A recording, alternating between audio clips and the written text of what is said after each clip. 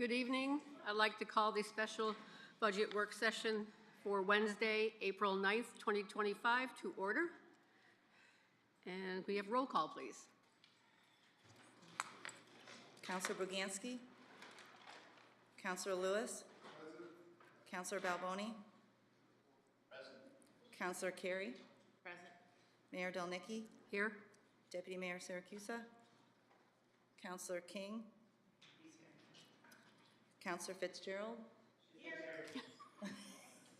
Councilor Pendleton? Present. Okay. Okay, thank you. Moving on to item 3A, the general government proposed budget fiscal year 2025-2026. We have the Health Department. We have Trishana Branford, Director of Health. And tab 5, page 188.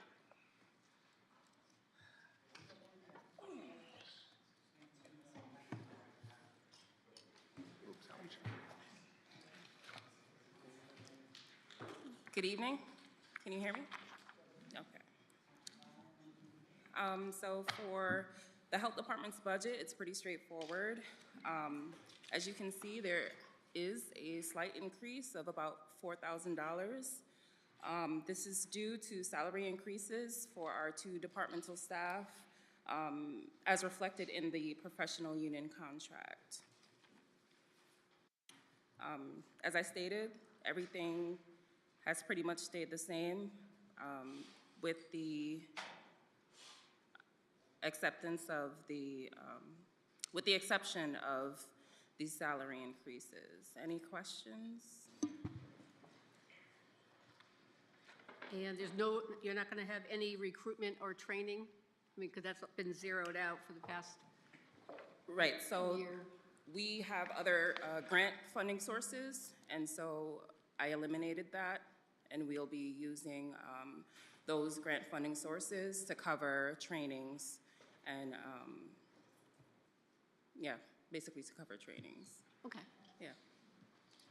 Councilor Pendleton? Anything else? Thank you. So, Ms. Branford, we have Director of Health. Yes. Then we have Environmental Health Inspector. That's a full-time position. Yes. And then we have a part-time medical advisor. Are we still co-sharing with another town with that? Or is that something different? How do we stand with that? Because did we not share with another? I'm not sure if he is servicing other health departments. So we contract with an individual who's a medical doctor in town to provide those services. I'm not sure if you're confusing, since for a period of time we were using the health director from another town to fill in until we found Trishana. So. Great. I think we were also doing regional or something like that for a while way back, but we had one for 2 different towns. Maybe Windsor was sharing with us, or East Windsor or somebody. So now we have our own one person that's part-time. Yes. Okay, great. Thank you. Any additional questions? Thank you. Councilor Balboni? Yeah, it's a pretty simple question. Sorry. So was the environmental health inspector then promoted to the environmental health officer? Is that what happened there? Because you went from 0 to 1 and 1 to 0? Yes. No giving her answers. Thank you. No problem. Thank you. First time, right? It's your first budget? Madam Mayor? Got more questions? Yes. Thank you. Yeah. This is the budget, sister. This is the budget. Okay. Councilor Fitzgerald? Thank you. Hi, how you doing? I'm good. How are you? Good. I was just wondering, what have you been doing any contingency planning for the loss of funds from the state, from the loss of funds from the federal government? To be honest, it was mostly grant funding. We weren't really affected by that. There was one grant that was pulled, but the grant term had actually ended back in February of 2024. Okay. So we weren't really affected by those changes at the state and federal level. Okay, great. Thank you. You're welcome. Councilor King? Thank you, Madam Mayor. I appreciate you. The anticipation that you have for 25, 26 on page 189 for 300 inspections, as well as the cosmetology inspections of 65, which looks like it's going up as well. Do you have enough help? Do you need more help? We do. We do need more help. You do need more help. Yes. So if you had the sun, moon, and the stars, what type of help are you looking for? An additional inspector would be great. And an additional inspector is roughly what? How much? Mr. Maniscalco? Depends. It's a union position, so don't hold me to it, but I want to say that position's about $70,000 Okay. in that ballpark. Because what we don't want to have happen is a situation which we're not getting the inspections done, or that you're burning the candle at both ends, especially. I'm sorry, can you repeat that? I said what we don't want to have happen is you burning the candles at both ends, and/or the inspections not happening in a timely manner. So, as you can see, I did move around some funds. As I stated with the training, we are using grant sources for that. And so one of my plans to do for this summer is actually to bring in a part-time seasonal inspector to assist with our peak season. And that's why you see that increase of anticipated 300 for our routine inspections. Because I hope that by bringing in an additional seasonal staff, we'll be able to reach our regulatory requirements for our food inspections. Thank you. You're welcome. Counselor Lewis? Thank you, Madam Mayor. Is there a fee for an inspection? I'm sorry? If an inspector comes to my place of business, my restaurant, is there a fee I'm going to pay for the inspector? If who is going to pay, the license holder? Yeah. Yes. It ranges depending on the class. Each food establishment ranges from either a Class 1 food inspection to a Class 4, depending on the risk. So inspections can be revenue-bearing, generating? Yes. Okay, good. More inspectors, then. Any further questions for Shoshana? I was just going to, following up on, Counselor sorry, Carey? following up on the 70,000, if we load that, load would be about 35% load for benefits on that. Is that? I want to say it's probably in the ballpark of around 30,000. 35% generally? Yeah. Okay. So that, you're looking at about 90. I was just doing the math. Any further questions? Okay. Nope. Thank you. Seeing none, thank you, Shoshana. No problem. Next up, Police Department, Chief Lindstrom. Tab 2, page 104. Thank you.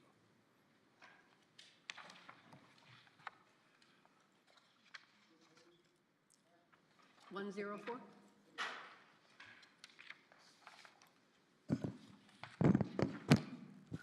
Good evening, Madam Mayor and members of the council. Thanks for having us here tonight to discuss the proposed budget.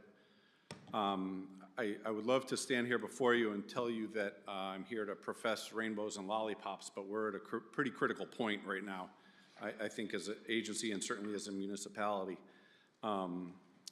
The proposed budget, you've seen it, and I'm sure, I hope you've read the commentary. It supports a full fiscal year on all 4 of our budget books.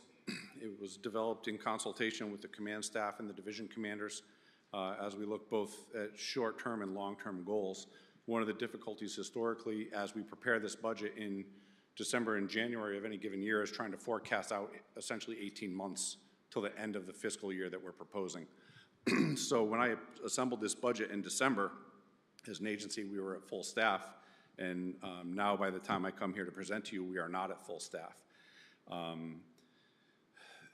I understand and respect the council's request to come in as close to a flat budget as we could. And that's what we do every year. There's never any discretionary adventurous spending. Last year, I stood at the podium here and told you that we could hold our breath for a fiscal year, but I was concerned about at the end of that fiscal year how hard we would have to breathe, and here we are. And our faces are turning blue, and we need to breathe badly. We need to breathe badly in the area of personnel. We need to breathe badly in the area of vehicles. Everything else in the budget is pretty much unadjusted from last year, from this current fiscal year. The big contributors, and I know we came in far from a flat increase, the big contributors to that increase are agreed upon and negotiated contractual costs, as well as vehicles. The current fiscal year that we're sitting in, we were operating under the expectation of purchasing one vehicle, and through some alternative funding, we were able to get out of that jam. But our fleet concerns exist. Our personnel concerns exist well beyond the fleet concerns. If there aren't people here to do the job, then you could give us no percent, 30%, doesn't matter. There's gonna be no one here to do it. Some simple fun facts about our agency and those two cost factors, those two categories, both the fleet and personnel. Last year, calendar year 2024, we had over 1,400 fleet vehicle days in the shop. So what does that equate to? That's almost 4 cars per day off the line for some mechanical issue. We've tried different platforms, hybrid, gasoline. We've tried different manufacturers, Chevy and Ford, and we just are struggling to find a reliable vehicle that we can keep in service. There are unintended consequences of some of the recent legislation we've seen with Narcan and having these vehicles idle and run, and it's creating some wear and tear that we didn't anticipate, but we have to leave them running because we have to leave them climate controlled to control Narcan at a certain temperature, and as you've seen and heard in recent awards ceremonies and write-ups, we're using plenty of Narcan, unfortunately. So again, like I said, I would love to stand up here and tell you that everything's great and, you know, unicorns and rainbows, but it's not. We're at a critical point. You folks, as the leaders of this town, I think are at a critical juncture, and in discussions I've had through this process, I feel that we have seen some disproportionate spending in town. I think I understand why. I don't contest why it happened, but it's created an imbalance. And in getting ready to speak to you tonight, I tried to think of an analogy, and the best analogy I could come up with was my Thanksgiving table. And if we put all of our funding into one leg of that table, our beautiful Thanksgiving dinner is going to slide off onto the floor and crumble. And I think that the police department anyway is screaming for a little bit of balance in some of that spending because we need people and I started to say when I assembled this budget, we were at full staff. I didn't ask for people, knowing A, because we're at full staff, B, I stood here 2 years ago and asked for one person a year for 3 years, and there was no appetite for that. And in order to come in as low as we could, it just wasn't worth it for me to ask for people. Now we're behind on people, and like I said, we're at a critical juncture as a town. You can imagine my relief when I saw the budget policy statement and that listed maintaining public safety as its first objective. And I hope that we can realize now that supporting your law enforcement is going to manifest as much more than a flag in your yard or a bumper sticker. It's time to, you know, we got to start to pay attention, or we're going to lose this race. We have 12 people who could walk out the door at any time. They're at or beyond their normal retirement date. And the other balance of the agency, that's almost 24%, 25% of the agency. The balance, the 75%, aren't tethered here by a traditional pension. So I have some real concerns about the long-term forecast of what we're doing. We do our best, the Deputy Chief and I, to incentivize people to stay, to get them to be engaged and enriched by their careers. But with dwindling resources, that's proving to be more and more difficult. So I'm concerned. I'm happy to answer any questions you have. But there are some significant concerns as we look forward into the next staffing and fleet and resources for the next certainly 12 months and even beyond that into the foreseeable future. Councilor Carey? Thank you very much, Chief. So you said a couple years ago you came and you wanted one staff person per year, but that didn't get approved. Question for you. It's my understanding that you have not had an addition to the police force since 2019. Is that correct? Yes, that sounds accurate. Yeah. So if you had your druthers and could ask for whatever you wanted, would you ask us for one police officer for the next 3 years to try and deal with the fact that you are, I believe, first responders at the assisted living facilities and many of the new facilities in town? Is that something that you would be asking for? Yes. You know, there's a few different ways to look at it. One is when you look at it through the lens of the status quo. With current caseload, businesses, our status as first responders, excuse me. There are, if you look at it through just that, and I hope that you see when I write my monthly report to the manager, I give a staffing summary. Every month, on average, in the last year, we've been 3.08 people short in terms of them being off the line. Off the line for injury, off the line for pregnancy, off the line for family leave, whatever the case may be. On average, over the last year, we've run at 3.08 staff members off the line. Sometimes as few as 1, sometimes as many as 6 unavailable to us to go out and work a district. What are the implications of that? Just recently, the deputy chief and I made a difficult decision to reduce our staffing on day shift by a district. So we cut that by 25%, and it's gonna catch up to us at some point. Lieutenant Halabozic recently went through the Command Officer Development course, which is a 400-hour leadership course. His capstone project he did on staffing and staffing allocation, and he crunched our agency through a manpower allocation formula or personnel allocation formula. And that looks at not only the status quo in terms of staffing and calls and population, it looks at how much time are we spending on each call, how much time are we spending in report writing. And his staffing allocation recommended, our authorized strength currently is 46, and he crunched us through that formula, and it came out with a minimum suggestion of 48. So you have one factor, what we're seeing month to month is an average of 3 people off the line. And that is, again, that sends up the flag of 3 people.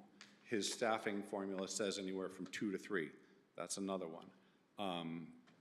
And that's just the status quo. If you go upstairs and talk to planning, on the table now in some level of discussion or application or proposal is another 1,140 residences in town. So that's gonna bring domestics, that's gonna bring medicals, that's gonna bring my garbage can is lost, that's gonna bring crashes, that's gonna be my neighbors being mean to me. That growth, we can't, it's too much. That's just residential. That's not Talbot Lane or Rye Street or Buckland Road growth. The kicker here, and I was having a very fruitful conversation with the superintendent recently, whose partnership I enjoy immensely. And we were talking about town growth. And the kicker is, law enforcement's very unique. If I needed to fill a vacancy, it's gonna take me 12 months minimum, really 12 to 18 months. So if the council were to say, okay, we can give you 1 a year for the next 3, that doesn't do anything for me in the next year. And that's why I'm trying to encourage, that's why I tried to get on this 2 years ago and be forward thinking and strategic and think out 5 years. Where are we gonna be in 5 years? We're gonna be in a situation where we have a community that's very deserving of high quality public safety. We're gonna be in a position where we have a community who has high expectations of the police department, rightfully so. They have high expectations of their tax dollar, rightfully so. We're in a situation where the era of reform is still drawing our resources in directions that we weren't sure. So in the last year, I had to reassign someone from patrol into a support service capacity just to focus on freedom of information requests, because we had a 1-inch grip on an 8-inch problem of this backlog of freedom of information requests. And we were losing that fight, so I had to take someone off the road, and now he's in charge solely of pretty much body camera footage and cruiser camera footage, because the requests are just so abundant. You know, I know that in conversations, again, with the superintendent, there's some discussion, the schools would like another school resource officer. I'm in a position where I'm hoping I don't have to take away one of the two or two of the two that we have. So again, I don't mean to be negative and cast, storm clouds your way, but we're at a critical point, and something's gonna have to change, and we're gonna need the staffing. Even to maintain our current level of 46, it takes a year. Mike Thompson is our most senior member. He just announced his retirement. He'll be done in June. So already, we start that hiring process, we can't fill that spot on the road for a year. It's simple math, and it's upsetting, it's concerning, but I'd be remiss if I didn't come here and at least give you the truth and let that sit with you guys as you go through this process. I don't envy your position, but it's where we stand. Okay, so, one last question. So for that Freedom of Information request, is there any chance that that could be held by a clerical person as opposed to using one of the police officers, like? The where- clerical people that we already have, No, I meant, or civilianize it? yeah, Yeah, to a degree, but there are other things that he's doing. There's some fleet management stuff. I think that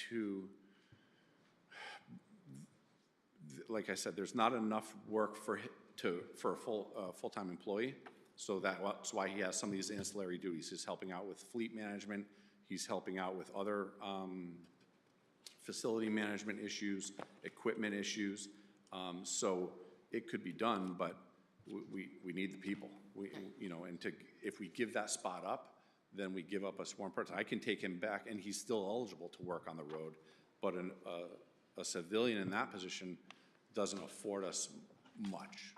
And we look at civilianizing a lot of things, right? Civilianizing the accreditation program, civilianizing evidence management. I think it's a bad. I didn't mean it in No, lieu I know. of a police officer. I We've just thought meant, about that. Okay. Among many things as we assembled this budget, we've thought about, we're trying to think outside the box as much as we can. But I think there's also a value in having a police officer do it. They understand the law, they understand what the requirements are for the body cameras, they understand the network, the system, the program. Certainly, your suggestion is valid and doesn't fall on deaf ears, and it's been talked about. Okay, so back to my original question. So yes, you would, really like to re-request one officer a year for the next 3 years to try and get you up to speed. Yeah, I think, if I had said to the manager a couple times since I submitted my budget, I'm kicking myself for not asking for people, but what was I gonna do, come in at a 12% increase? Especially when we were at full staff. But yeah, I mean, whether we get one a year for the next 3 years, I'm sorry, we're playing catch up now. We're behind the 8 ball, we've kicked the can down the road, and the can is still there, so it's not going away. In fact, it's getting worse. When I spoke a few years ago, I asked for 3 people because we had 6 or 7 people at or beyond normal retirement date. Now we have 12. So it's, like I said, the can is still there. We can keep kicking it, but it's not going to go away.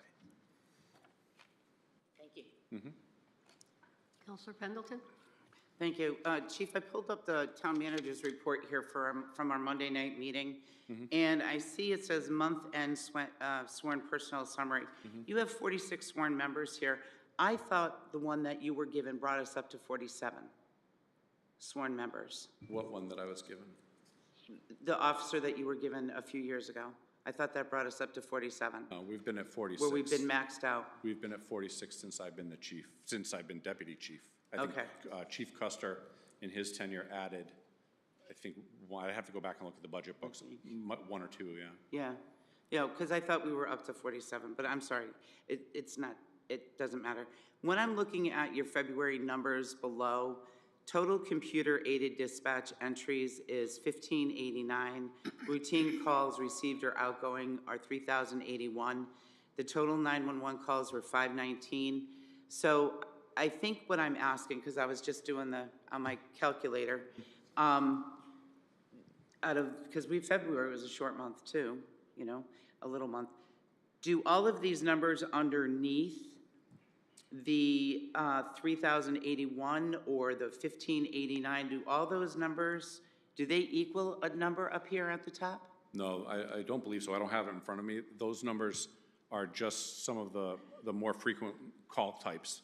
There are other call types in there that will absorb some smaller numbers, but those are arguably the most, if I'm thinking of the right thing, those are arguably the most consequential, the ones that contribute to that the most, but there are others that exist that aren't on that list. I think what I'm wondering too is how many calls does the police department, routine and 911 calls per month do you guys get, to break it down per day, to break it down per 8-hour shift? I mean, you guys are getting, to do the math, it's great. Like the 911 calls is 519 for that month, for the month of February. I don't have the regular, and routine calls is 3,081. Ingoing and outgoing. So we generate about anywhere from 27 to 30,000 case numbers a year.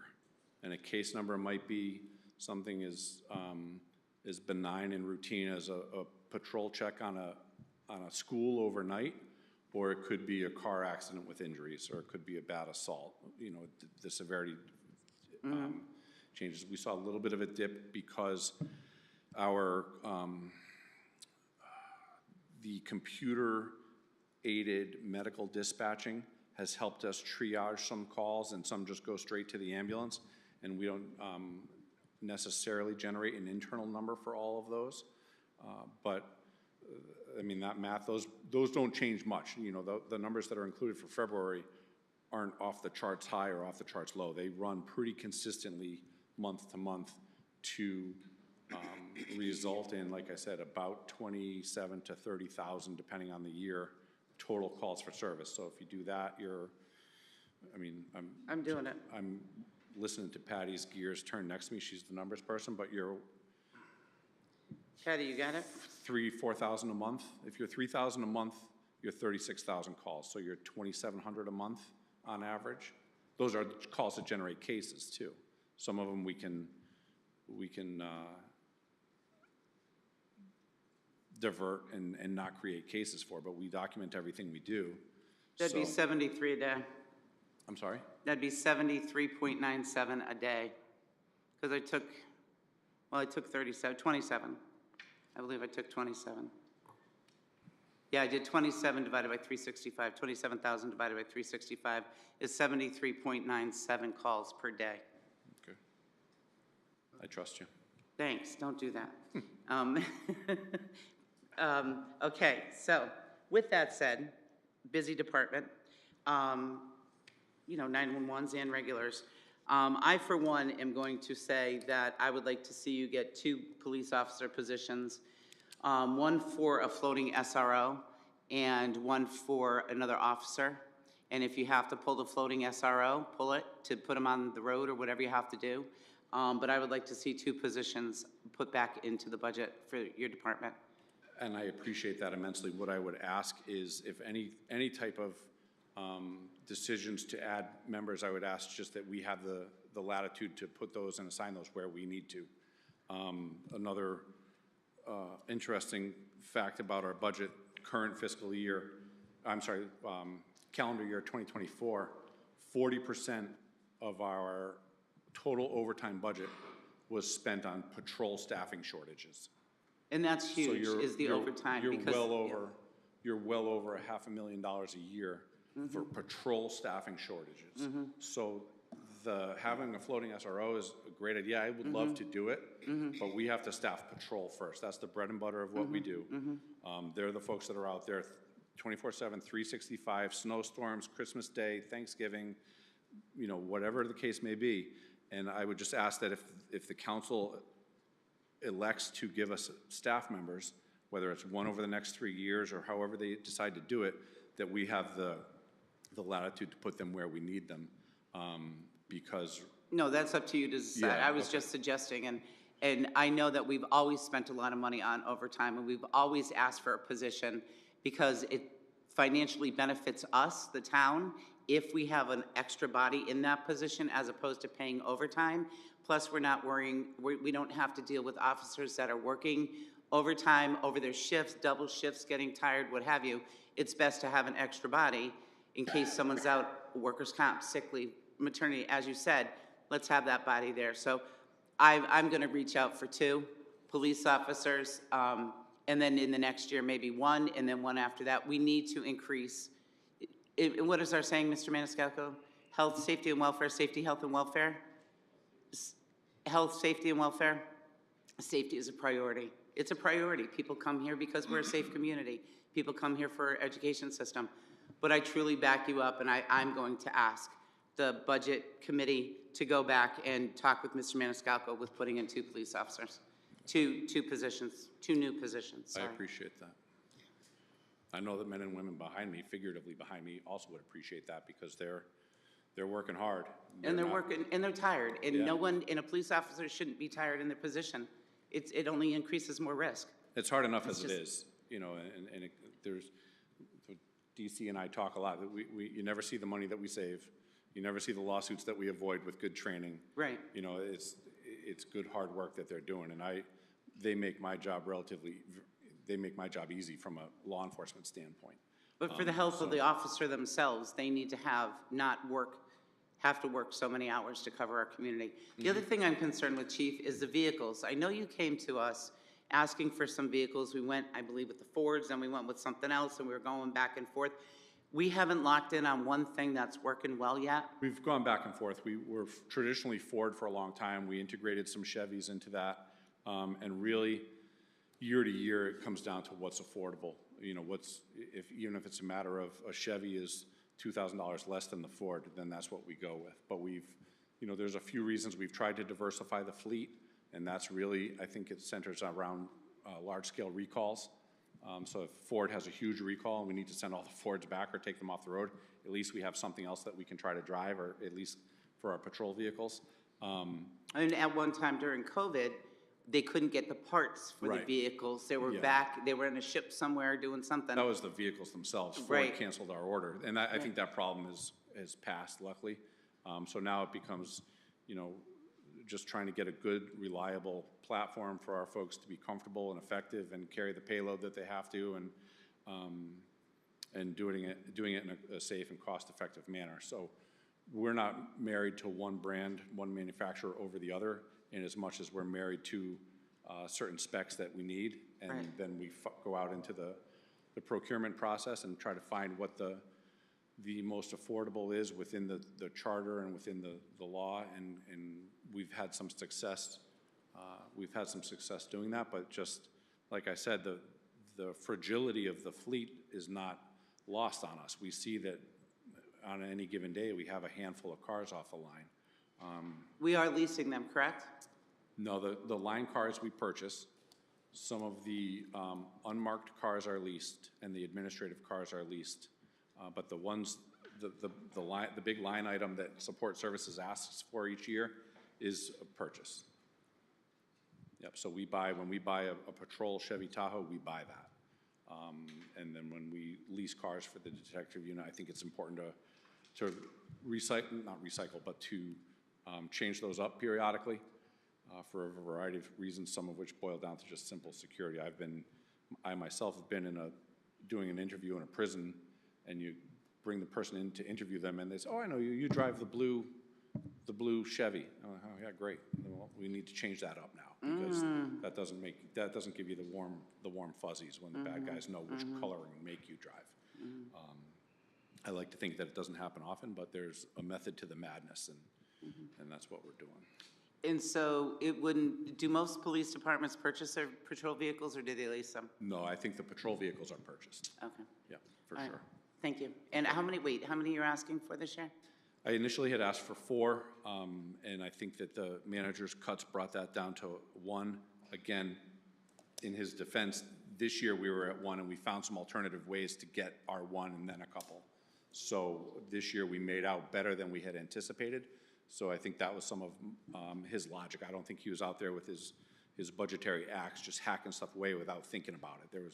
There was some thought to that. And You're still asking for 1? some discussion. I would like to get as many as we can. Great. Of course. But yeah, I think the current status of the budget is 1. I would like to see 2 police officers and 2 police cars, if we could, to the budget working group, please. Thank you, Chief, for all that you do, and thank your department from me. Thank you. Appreciate that. Counselor Lewis, you had your light on earlier? You're all set? Counselor Balboni? Couple things. I'm just looking quickly at your ask and what the manager proposed, town manager proposed. The police administration, you got exactly what you asked for. The operations, you got $60,000 more than you asked for. You got $350,000 less than you asked for on support services, and $10,000 less on community services. I hear you said you're kicking yourself now for not putting it in there. I just wish you had asked for it first and let Mr. Maniscalco cut it, or were you just trying to come in with the lower I'm number? kicking myself for just the staffing issues. I think the budget as presented is sound and is easily defended. Like I said, when it was assembled back in December and January, we were at full staff. I had pitched that idea a couple of years ago, about one a year for a few years, and it was, the council really had no appetite for that at the time. So in my conversations with the manager, I have said, I'm kind of kicking myself for not asking for the people. Again, knowing that would have brought us in far above, not far above, but several percentage points above where we came in anyway, which was not flat. And I understand that, and I apologize for that, but like I said, we're at a point now where I don't know what else to do, And to put your mind at ease, the budget committee did already speak with Mr. Maniscalco about the cost of adding one officer. I'm not sure about two. Yep. I guess we could name that two, and I could say I want you to add three. And but- I appreciate any consideration that's given. We'll take any port in the storm, and I just, pulling into port doesn't mean the storm goes away. We still have a lot of people who are gonna leave in the next 36 months, and it takes us 12 months to hire them and get them trained and up and running. So the timing of it is essential. I think it's important to act sooner than later because the cost of not acting is gonna be high, and I hate to think that it would pinch or hurt anyone locally, physically, result in our inability to respond or delayed responses or whatever the case may be, but I do think the time is, to act is now. I mentioned a couple times my trust and professional partnership with the superintendent, and I know she talks about the growth of the school district. Well, the kids that are coming into our school district don't wait at the town line, and when the bell rings, they just run to the classroom. They have families, they have houses, they have cars, they have, it's representative and indicative of the growth of the town. And we just haven't been able to keep pace, and with the projected growth coming, I fear we're gonna start to really fall further off pace, which is, I don't know that we'd catch up from that, quite frankly. And to be clear, the 12 months, that's for someone new that you have to send to the academy and then whatnot, right? Yeah. If we were able to, I hate to use the word, but poach from another town, it would be pretty much instant, right? Because they're already trained. Far reduced, 2 months just for field training. We could put them on a reduced field training schedule, and I have it right here. And as I talk about the time frame for between retirements and hiring someone, and then I wrote down, well, isn't there time and money to be saved if we hire personnel who are already certified? And you're absolutely right. The problem is when you look at the numbers historically, the ultimate retention with those people is about 20 to 30%. For some reason, I think it's kind of like going into the transfer portal in the NCAA. If you're willing to jump from one department to us, you're going to be just as willing to jump from us to another department. The grass is always going to be greener, but it's still going to have to be mowed. And of the 9 we've hired, we have 2 and 1 on the bubble that's still here. So it's not a sure thing. But you're right. When it works wonderfully. When it fails wonderfully. It's very enlightening. Very interesting to hear that. Last thing was something you had told me. I don't think we've ever said it in public here or whatnot, but I'd love for everybody to know. In the time you've been in the police department, how many officers have had to draw their weapon and use it in the line of duty? In the 27 years I've been here, 1.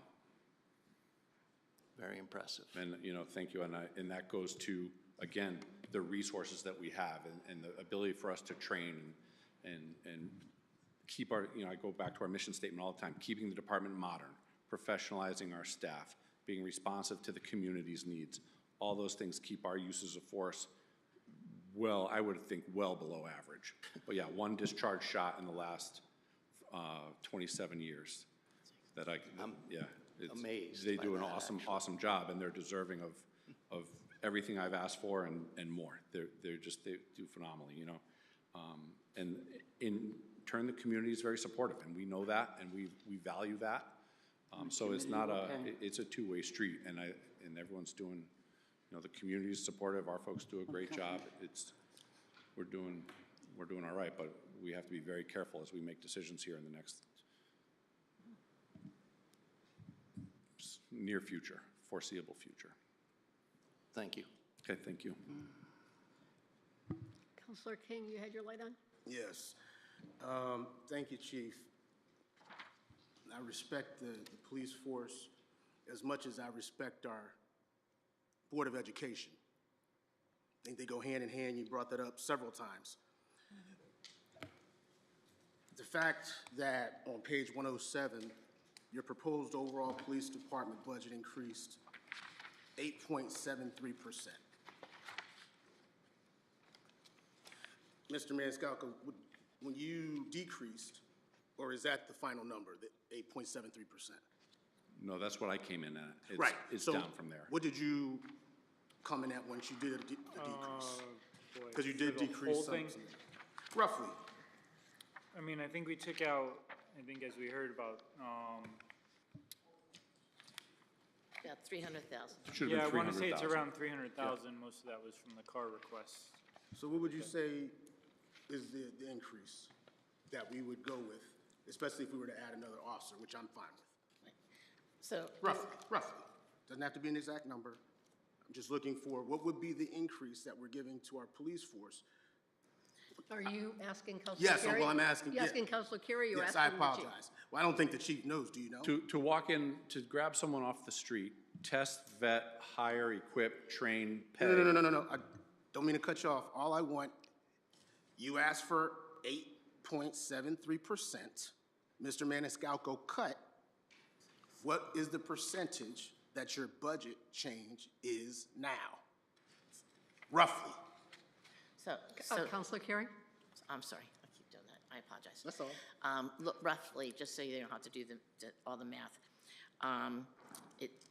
A police officer, generally, assuming they come in new. I'm talking about overall. I'm not Yeah, I talking would say, Well, I'm I gonna- think I I'm know, gonna I think give I it know to what you. you're getting at. I think So if you look at, my initial ask was 8 change percent. Right, Once you overall. take the cars out, we're probably down around 5%.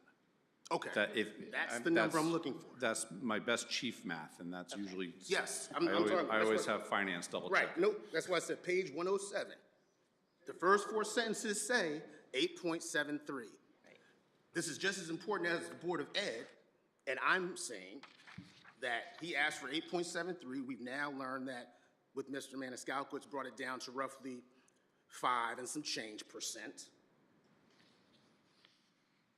which is just as important as our Board of Ed. So you're asking for a 5% change in your budget from last year, similar to how, just as important, our Board of Ed is asking for a 5% change, 6%.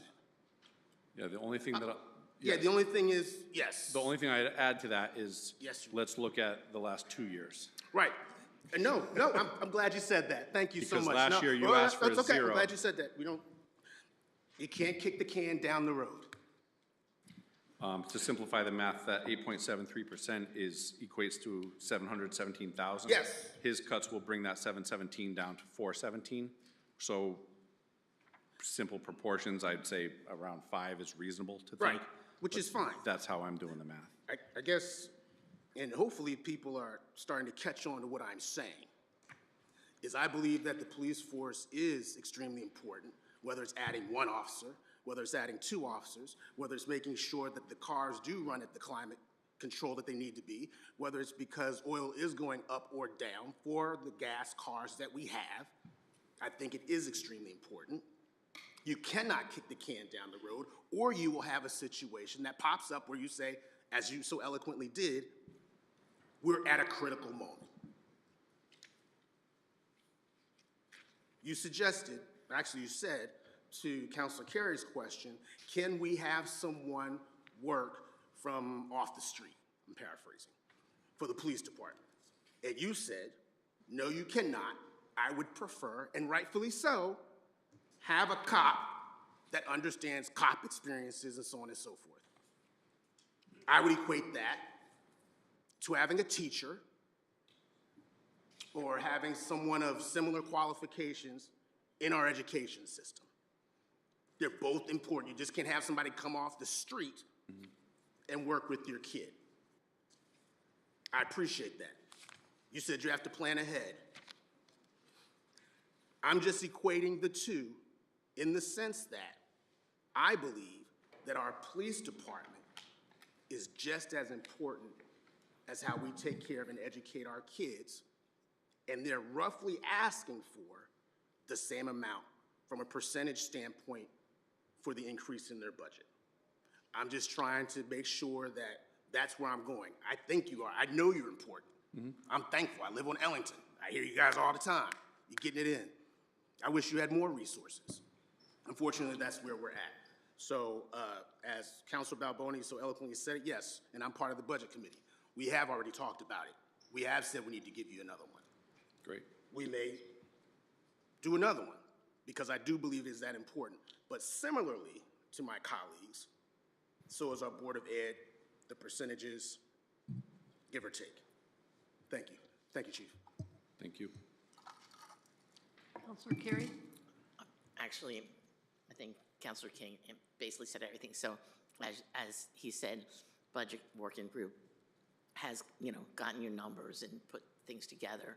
And we haven't made our recommendations to council yet, but we were definitely adding at least one officer. So Great, thank you. Thank you very much. I appreciate that. Appreciate your candor. Counselor Pendleton? Thank you. I'd just like to end on a very complimentary, positive note.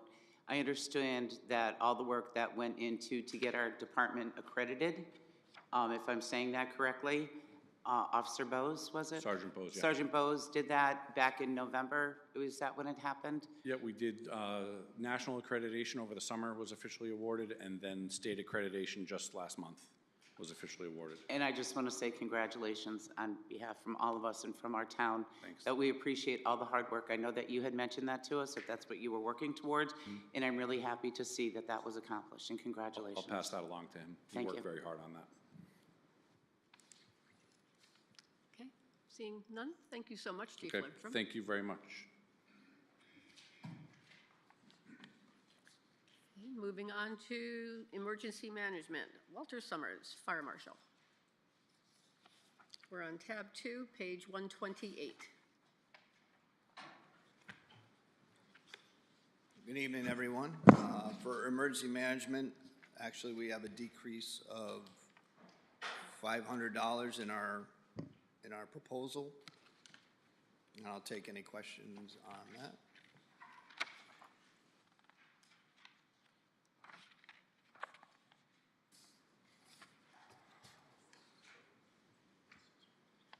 Geez, that's way under 5 minutes.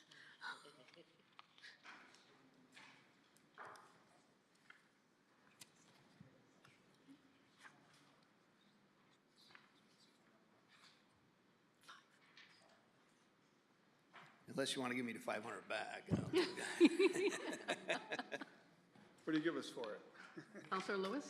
Thank you, Madam Mayor. I'm looking back at your budget and 2020, 2023, 24, and then 25 and 26. Great job on maintaining your budget, but why was the big increase? So the increase for this year was we are running a tabletop exercise that is planned for April 23rd. For all town staff, it's going to be a full-day tabletop exercise. So that is in this year's budget. That's why you see the increase to this year. That was projected in our budget for $30,000. That was a line item. We bid that project out. It came around, I believe, $18,000 for the contractor, and then we have some ancillary costs for that. So we believe we'll probably be, saving a little bit of money in this year's line item on that. And then in discussions with my boss, Scott Roberts, and the town manager, we would like to keep level funding in there to purchase some emergency management equipment that we haven't purchased over the last 4 or 5 years, and maybe replace a few items that we have. So town manager was gracious enough to keep it flat funding so we can, you know, get some equipment back into emergency management. Right? So actually, thank you for that. And I think you guys are doing a great job. I love the job you're doing. I know people who volunteer. But from 2024 to 2025, this huge increase. What was the increase? So in '24, we didn't run that tabletop, and when we went to the council for the '24 budget, they agreed that You we, can say same answer. same answer. Go, okay, good. All right. How are you doing? You do inspections?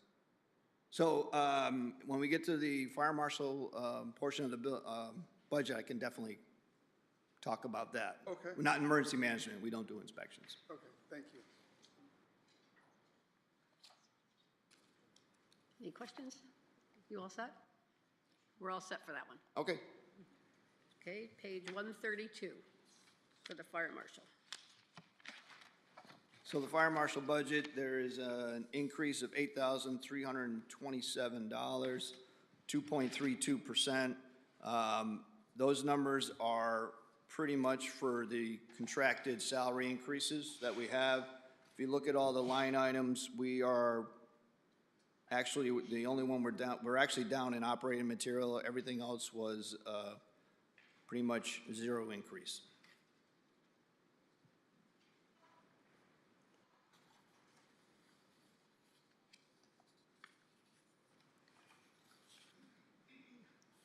I'll start. The part-time wages, is that for a part-time? Yes, we have one part-time inspector who does, his main job is the apartments. And he's 19 to 23 hours a week, depending on the workload. That's his point, that's where you see the .61 there, I believe. Mm-hmm. Yes.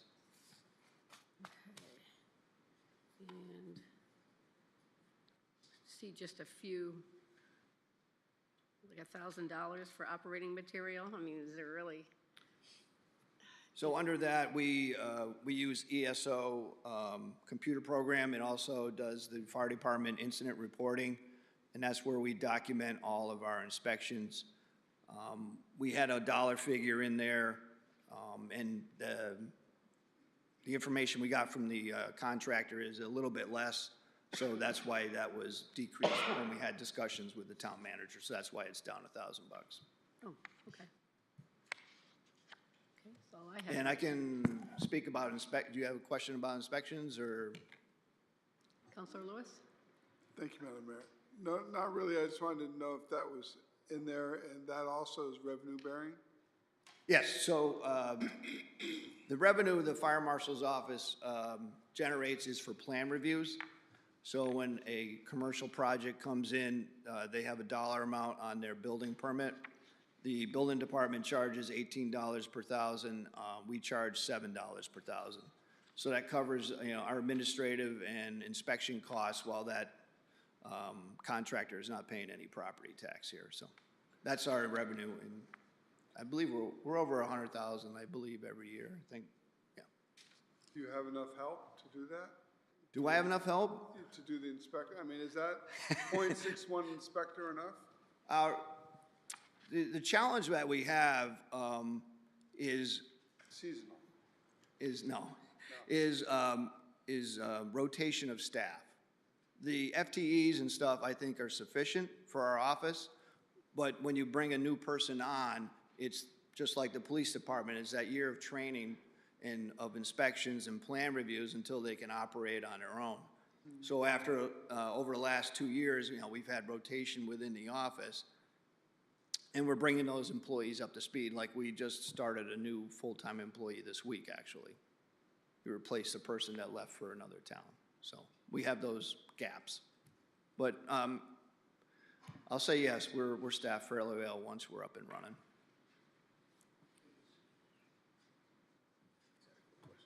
Counselor King? Thank you, Madam Mayor.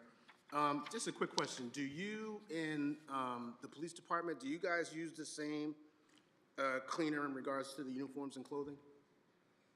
So at the firehouse, we have a washer and dryer, so we don't send ours to the cleaners. The only one that goes to the cleaners is if I wear a Class A uniform and then I have, go to the cleaners. But our regular work clothes are washed in a regular residential washer dryer at the firehouse. We just have to buy the soap, much more efficient. Yes, thank you. Okay, seeing nothing further. Thank Okay, you. the other account, I didn't see it listed tonight. I also do the hydrant account, fire protection. Okay, which page is that? I have it as, the one I printed out is 155. I'm not quite sure where it's at in there.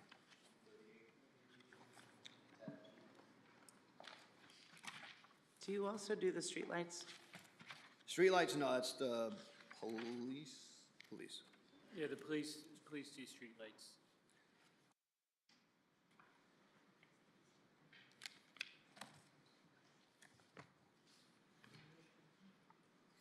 So that proposal's going up by $28,000, and that is typically for the annual increase that Connecticut Water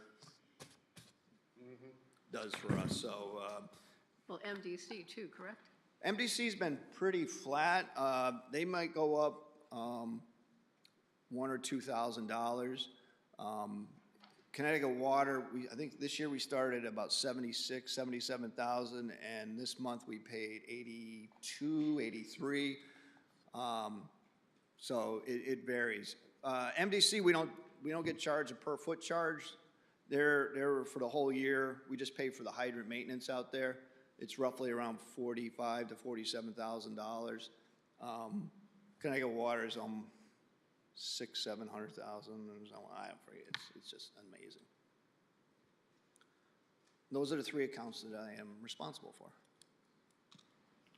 Okay, seeing no further questions. Thank you, Mr. Simon. All right, thank you. Okay, moving on to capital improvements. Scott Roberts. Tab 9, page 252. Yeah, it's probably better if you just follow along on the handout I give you, because it's gonna have a lot more detail than that summary page. But you're more than welcome to look at the summary page too. Thank you.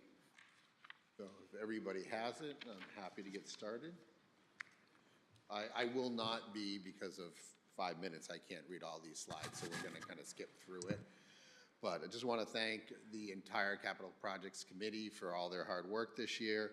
It's made up of members of the Town Council, Board of Ed, and staff, many of which are behind me here if you have detailed questions later.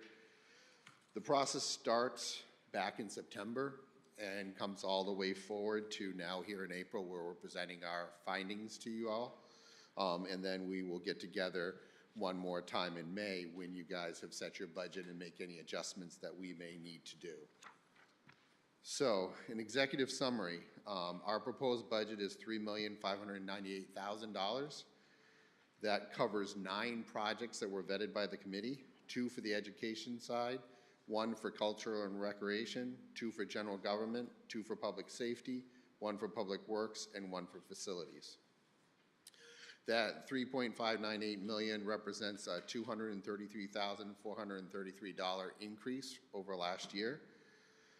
We do have, if you look at the manager's allocation, it's $3,431,859, and we're using $166,141 from LoCIP as a funding source from the state, a state-aided grant. So if we flip the page, we can go into the projects themselves, and we can talk briefly about them. Every year we do, as part of capital projects, account for revaluation, which is done by the assessor's office. This year we're funding it at $50,000. We have funded it 2 years now, so we're at $100,000. In the next 3 years, we've got to bring it up to $250,000 so that Mary will have the money she needs to do the next reval. The next project is the replacement of the main entrance sidewalks for the high school. That's estimated at about $300,000. So there's a little picture there that shows the degradation of those sidewalks and that those need to be repaired for the safety of our children. We also will be working on the Ellsworth roof gym replacement. So the gym has been around for over 20 years, for the roof, and it needs to be replaced, and it's estimated that to be about $150,000. Moving on, the Facilities Department under Clay Major has been working on ADA code compliant upgrades, and this is a 5-year plan. This is year 2, I believe, of 5, and we're asking for $1.15 million to move that plan forward. The next project is to replace renovate the kitchens at the fire headquarters and Company 2. There are some pictures in here for that, as well as repair or fix a sprinkler issue at Company 3. So those 3 projects will be approximately $300,000. The next project is to replace the EOC video wall that we put in over 8 years ago, and it's just the displays, not the technology behind the displays.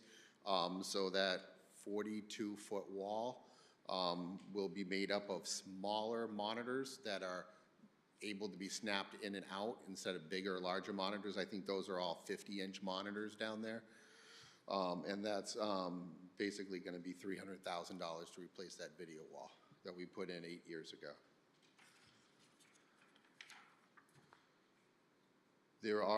For the next project, there are improvements for the Boundless Playground. It's approximately $450,000 to take care of those playground improvements for the Boundless Playground itself.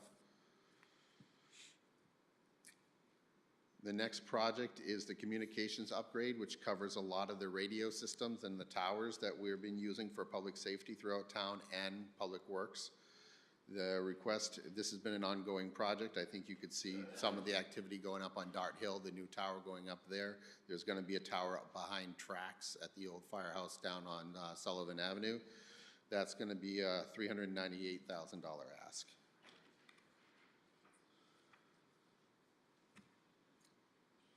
And then the next project is the second-year funding of the pavement management for the town parking lots.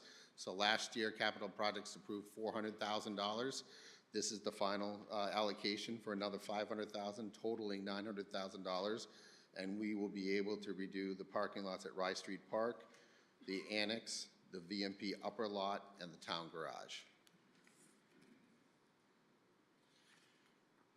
And that concludes all of the projects that we had on our list. That's 9 projects. If there are any specific questions on the projects, I have the subject matter experts behind me who can come up here and answer them. The video wall down at the EOC, is there anything wrong with those monitors? I mean, do they have, squiggly lines or anything through them? No, but very much like the chief of police said and everything, there is a planned obsolescence and a planned end of life for a lot of pieces of equipment. Any of you running around with an 8-year-old cell phone right now? No, you're not. So what I'm just saying is technology itself needs to be replaced because when it fails badly. And we're trying to plan to take care of the video wall so that we can do it when we want to do it to make sure that it's ready for those middle of the night calls or any other thing that needs to go on to make that facility active. Could we? Sure. We're going to be kind of throwing the dice a little bit and risking it. We do have one spare video wall monitor that we bought when we built the system that's in a closet because we didn't want to have nothing. But there's 12 of them, so if I lose 2, then there's the whole component of that video wall that goes out. Have they been showing any signs of failing? I mean, I've got a 15-year-old TV at home, flat screen, but. I certainly understand, and back when my parents had those old big console TVs, those tubes, they were pieces of furniture and they expected to last forever. Nowadays, the TVs that you're buying at the local store, if you get 4 or 5 years out of them, you're lucky. So again, certainly we could say, no, we're not going to do it, but then I wouldn't want to be in a situation because this is probably a 6 to 8 month planned project to do it right, order all the parts, do it efficiently, and then all of a sudden if the video wall's not working, we're looking 6 to 8 months before we can get it fixed. Okay, so they're 50 inches right now. If you're, what's the size you're looking to shrink them down? I want to say they're 24. So The 20, idea is that the new ones are going to be blocks that plug in, and then obviously they're easier to do, faster. Hopefully each individual unit is cheaper, so that way you can just take a smaller unit and plug it in. yeah, because the newer models will turn on quicker than, Well, I mean, it's kind of, almost think of it as the tile floor here. These are all individual tiles. If one gets a spill on it, Clay cuts out the individual tile and puts a new one in, not the whole strip of carpet. So that's kind of what we're doing here, is that we're looking at making the video wall a bunch of smaller pieces. And then if there is a problem with one, you just take that module out and put in the new one. One, it's quicker and more efficient, and two, it's easier. okay. Counselor, But again, we certainly could delay it. If that's something that we need to do, we could delay it. It's just a calculated risk, whether or not, Murphy will come along and show us that it was a bad decision. okay, that's good for me. Excuse me, Counselor King. Thank you, Madam Mayor. So then what do you do with the old monitors? What was that? So you get the new monitors, what do you do with the old ones? The old ones, we properly recycle them like we do computers and monitors on people's desks and phones, and everything gets properly recycled. So there's no revenue that we can collect from that? Because recycling doesn't really... We can, through a surplus process, we can put it out for bid, see if people would buy them. It's certainly an option. We have done that with some equipment in the past. We have sold some equipment to our neighboring communities that we're happy to take a 9-year-old computer and say it's better than the 15 that we're replacing. Yes, So, I'd agree with that. I so think we certainly could do things like that Yes. if we wanted to. On a tight budget, I would suggest that would be to sell yourself. I would say this is probably part of our plan. If we want new monitors, we could probably maybe get 30 to 40% off the old monitors, because I don't have a tube TV anymore. Neither do I. Oh, okay. No, Okay. no. But I do have a flat one, and it has been around a while, but that's, I think, We've certainly done that in the past, and when we have equipment that's viable to sell, we have offered it up. Our relationship with Tallinn, Coventry, and Andover has worked very well, because Tallinn and Coventry have bought a lot of our old equipment. Cool. Because they weren't able to do it. awesome. Thank you. Counselor Lewis? Thank you, Madam Mayor. Mr. Roberts, thank you. You seem to be getting a big bang for the dollar for a lot of things for, sorry to say, just $3.5 million. But it's a lot. How many of these projects are firm numbers? I mean, you're throwing around 150,000, 300,000. Are those reasonably firm numbers, or are those going to be estimates that will change, go up, or could it even go down a little bit? So this is something that the committee works on quite diligently, and it's difficult because we are forecasting 6 to 8 months out. I can tell you right now, if you get a quote from any vendor, you're lucky if they're going to hold it for 30 days. So the staff does a lot of research, they're very diligent in it, and they try very hard to hit it. Sometimes we go up, sometimes we go down. What happens typically, though, is if a project is finished and there's surplus money, if you want to call it, unexpended project money, then that's moved to the capital non-recurring account through the process that comes up in front of you. And then other projects that are having a need will come in front of you with a public hearing and request those funds. So we do monitor that quite closely. We work with Patty Perry and her team to make sure that we're doing it correctly. Sure. And it's debated quite extensively in the capital projects meetings itself. Thank you. The communications upgrades, the Trax towers, are cell phone companies trying to beat down your doorsteps to get spots on there? Because I know my part of town, I don't really get very good coverage anywhere. What I can tell you is the tower that we put at VMP, we are currently working with at least one carrier, and if not two, hopefully down the road, that will be going onto that tower. Okay. That will pay a revenue that will go into the tower account for hopefully maintaining it. My final question is as we're looking at parking lots for Rice Street Park, it would make sense to forecast, because things are going to be changing at Rice Street because we purchased that property So working with engineers and figuring out the configuration of how it would be my suggestion. I do know. Before we spend money and redo stuff we just did. I mean, I've heard that there's a whole planning process going on with the Rye Street Park and the additional property that was purchased. I trust our engineering department. If you want, we can have them talk about that specific park, but I do know that they're going to, if they repave the surface or something like that, we're not going to tear it up 2 years later. Counselor Pendleton? Thank you. Thank you, Mr. Roberts. Thank you to the capital projects team for going through all of our 40 projects on the master list and millions of dollars. I think there was 95 actually. 95 now instead of 40? Yeah, if you turn to your 1, 2, 3, 4 slides, oh no, sorry, you 52, 95 million, sorry. 52 projects at 95 95 million. million. Okay. So I think I'm going to start with my question on a project that has been going on for a while now, and I just want to hear where we're located with that, the situation. With the, and you're going to have to help me with the wording, connecting, I'm going to explain it and then you can explain it, connecting the schools to, and the firehouses to, and all the, the going down the road to connect everybody to. The fiber? That's it. Okay, yep. So thankfully, through the ARPA funds, we received a lot of capital to move the fiber project forward. We are actually currently on Main Street. We're at the pollution control facility. We are at the Board of Ed facility. We have partial fiber installed in tracks. We are working on the, you have to apply to the state, through the state, and Eversource for permits to be on the pole. So it takes a little while for the utilities to come out and make their make-ready assessments. It's an application process, and then you get a license to hang your fiber. So what we're working on right now is the leg that goes from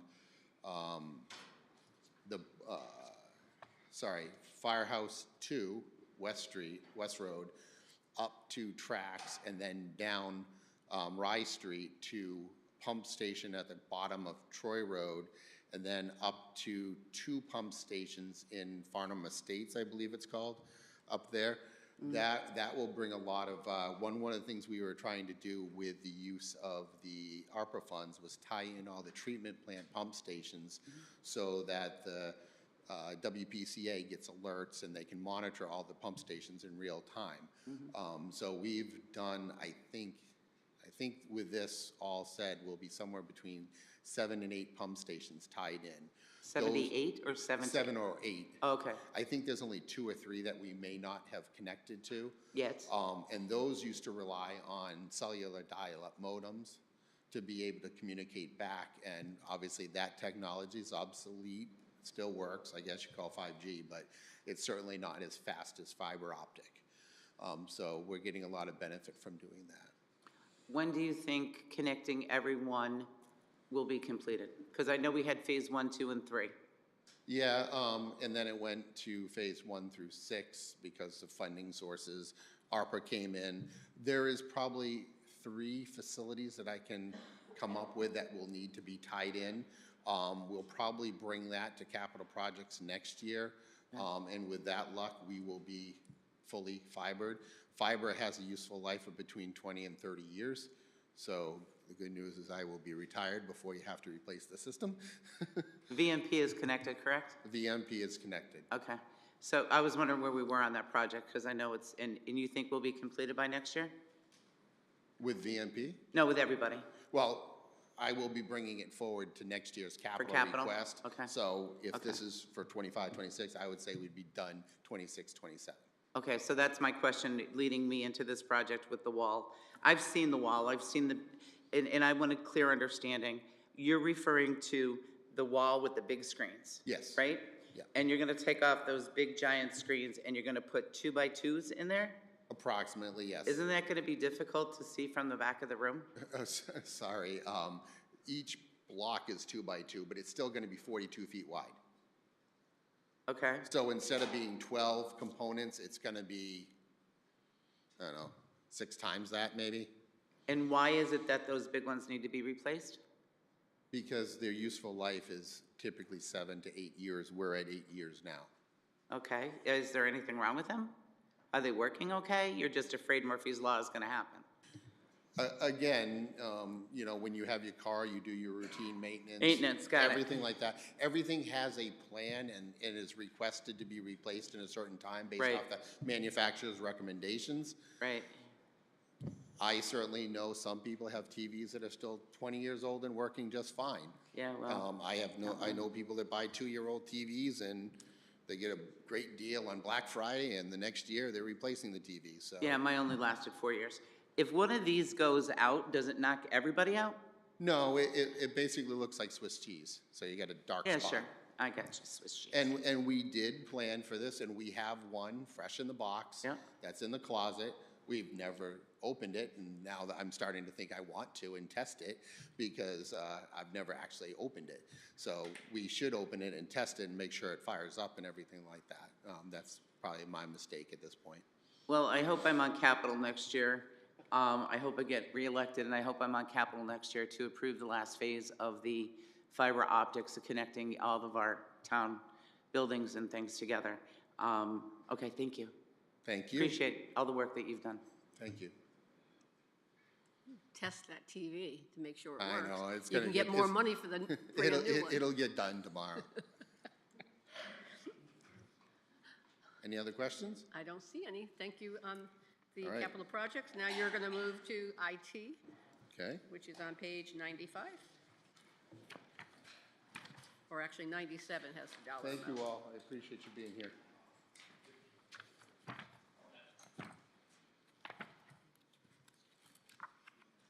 Oh. Good. You folks all ready? All set?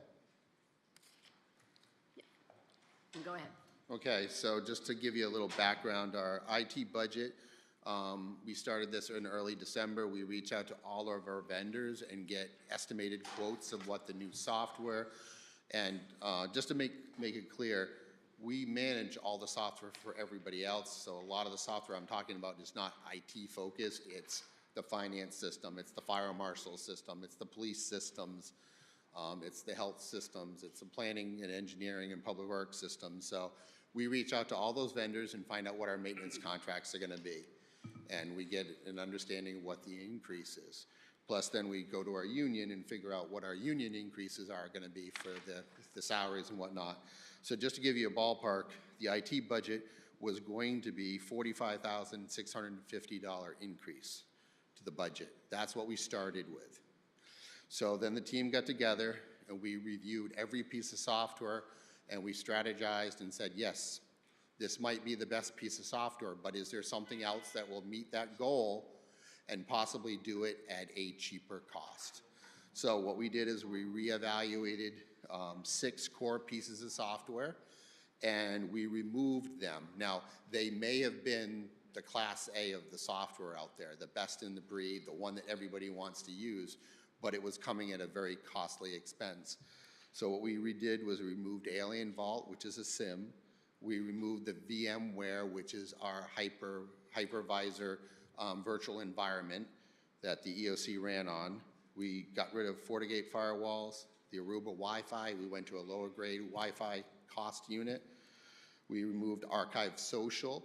That is the software that would track and keep track of all the changes on a social media account, so you could see if someone put up a comment and then took it down, so we removed that. And we removed the software Go Anywhere, which is how we would transfer large files like you would do with Dropbox or something.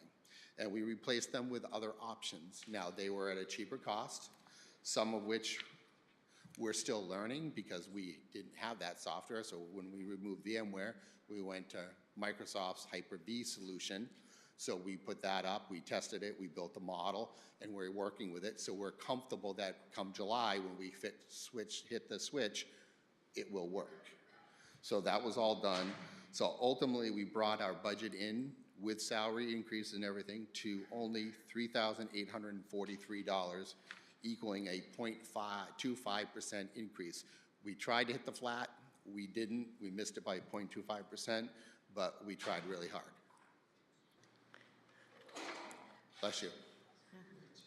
I see on the maintenance contracts that it went down 7.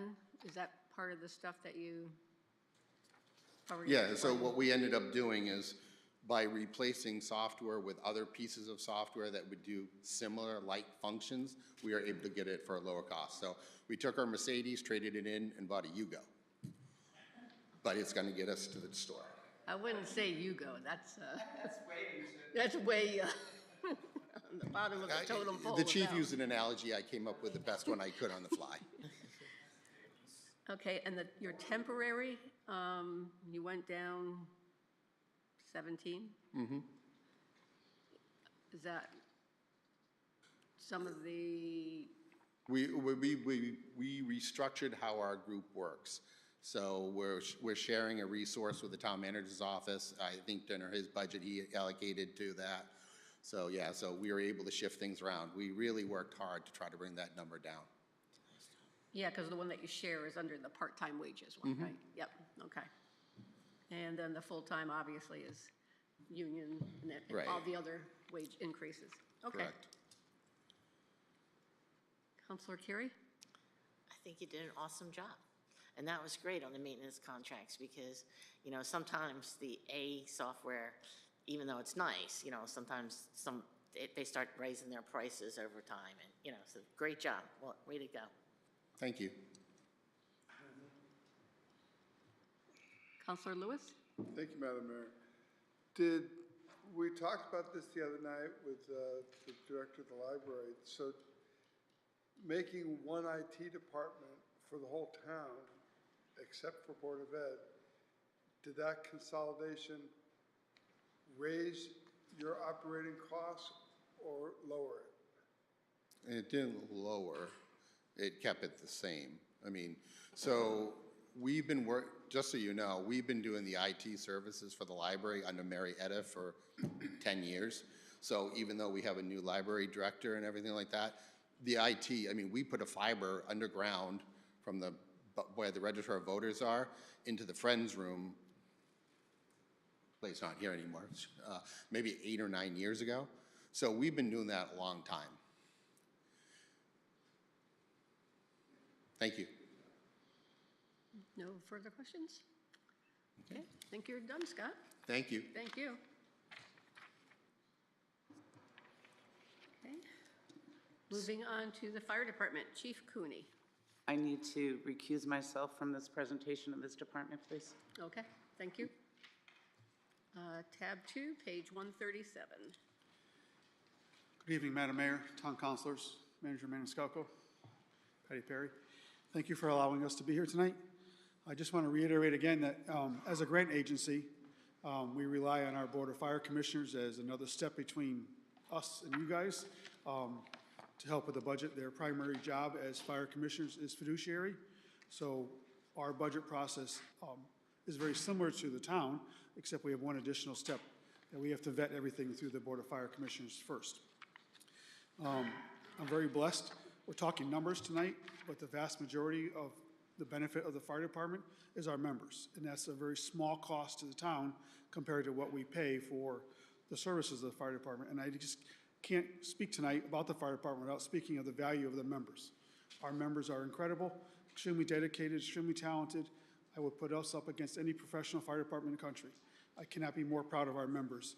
And that value of them being volunteers, even though we give them benefits here and there, is unheard of and needs to be reiterated tonight.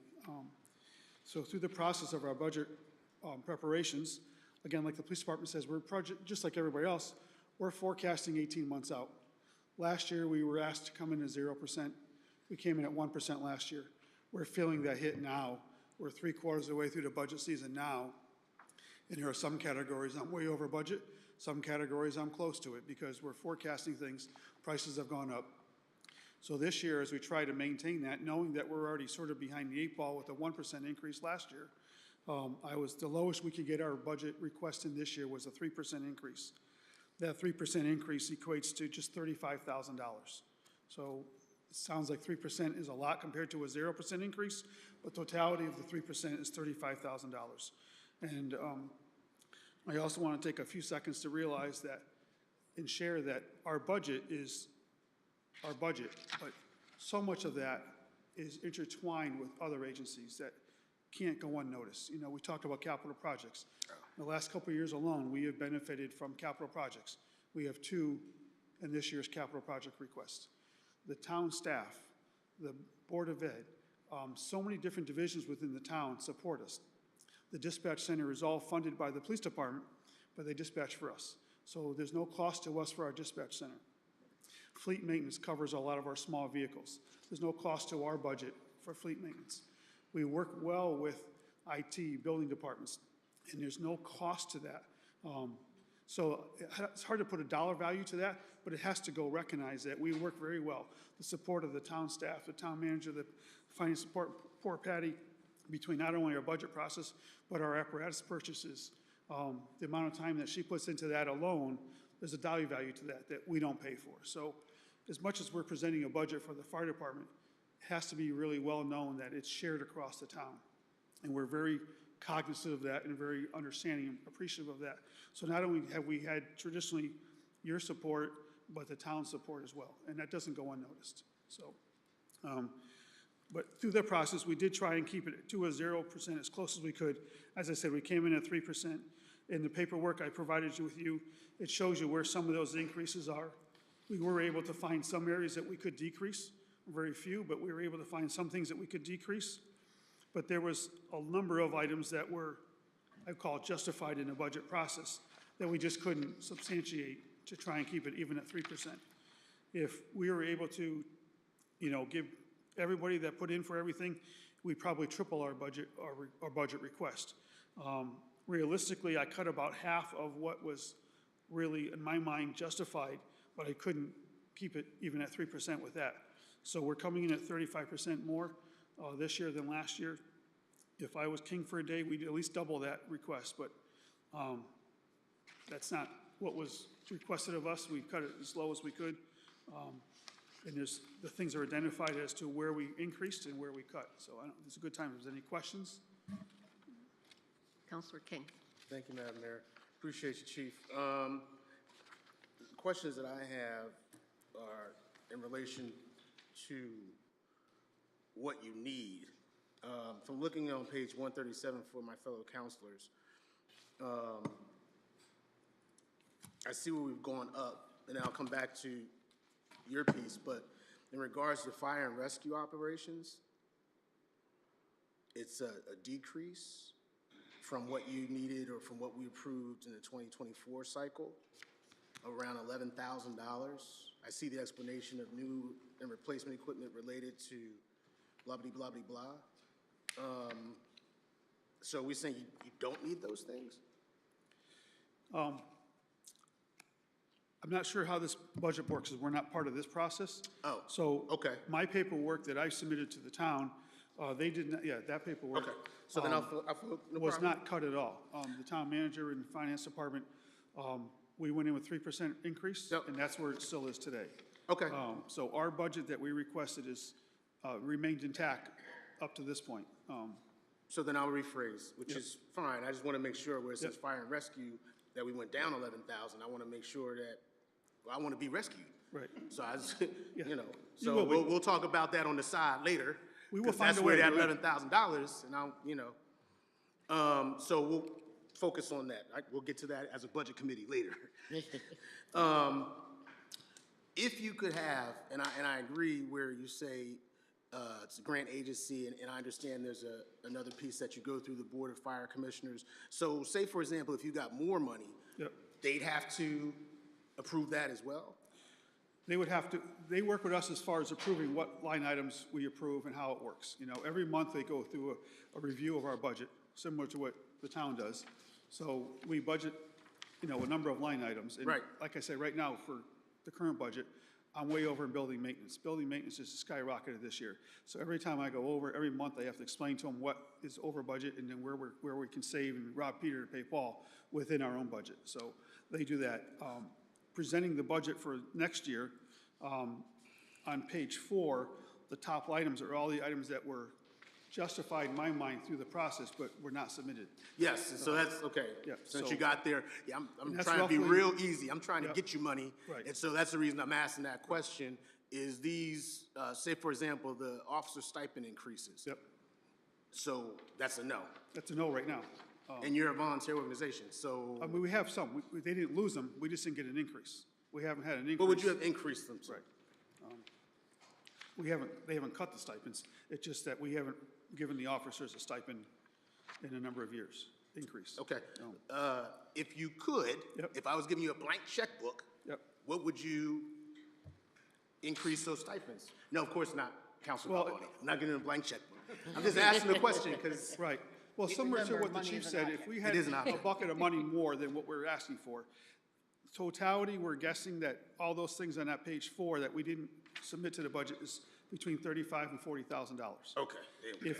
If we got that money, for example, we would go back to the staff, prioritize those things, determine exactly what each item costs. Yep. And then go back to our board to say, okay, here's what we have extra money for, what's the priority? And it may be stipends, it may be LoSEP funds, it may be something else in this list is the priority. And between the staff and the board, we would determine that priority list and purchase those things. Thank you. But those are the things that, you know, there's a need and a want, and I say want not as a want, like a wish list, but a need to do. What we have presented is the need, we need to function. The want to make it even a better fire department and a better run agency, better trained, better everything else, would be the additional things that were cut. Understood. So, Thank you. Counselor Carey? Chief, just want to thank you and your staff for all that you do. I mean, as you said, this volunteer fire department is fantastic, and I know how often you get called out, and you just do such a great job, and just want to thank all of you. Really, really appreciate it. Counselor Lewis? Thank you, Madam Mayor. I want to echo what Councilman Carey said, Chief Cooney. The staff you've had, the awards dinner was just amazing because of the way people respected, admired, and honored their coworkers. It's just fabulous, and that speaks of leadership. So I thank you for that. And of course, blank checks are good. If money weren't an issue, it'd be great, because you've earned it, you deserve it. Unfortunately for us all, money is an issue with such a terrific town, with such well-run, managed departments. And really what we're trying to find out is that when we ask for an increase or when we try and add stuff, we can say to the citizens that there's no fat. This is what we need.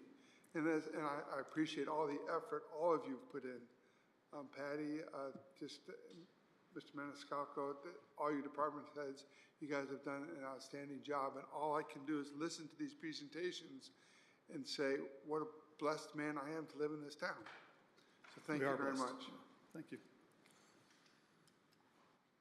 Okay, seeing no further questions, thank you. Thank you. It's always happy to have you here, so thank you. Okay. Last budget presentation.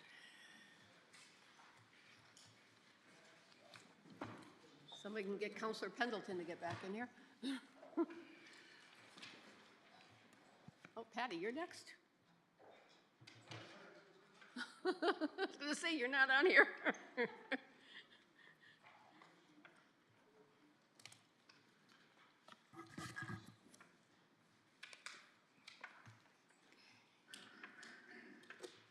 Okay, I guess we're moving on to 3B, resolution approving the revisions of the town charter. Continue discussion from Monday's April 7th town council meeting.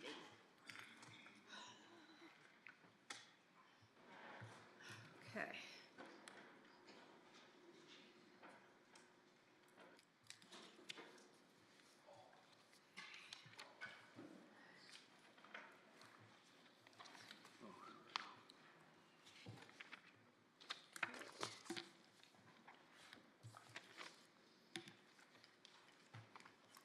Move to where we left off.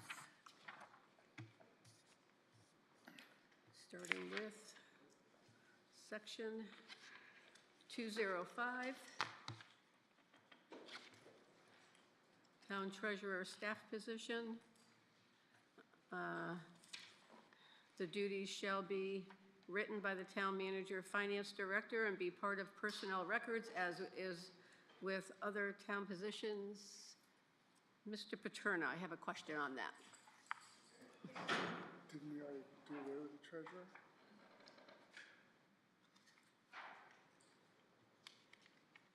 Because I know we've already passed sections 203 and 204, but it says town treasurer staff position. That doesn't mean a hired position. You're talking about mending it into the already existing Right, staff. right.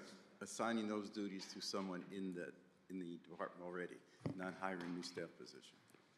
So if the whole charter passes the referendum, in the new charter, we would not see the number 205.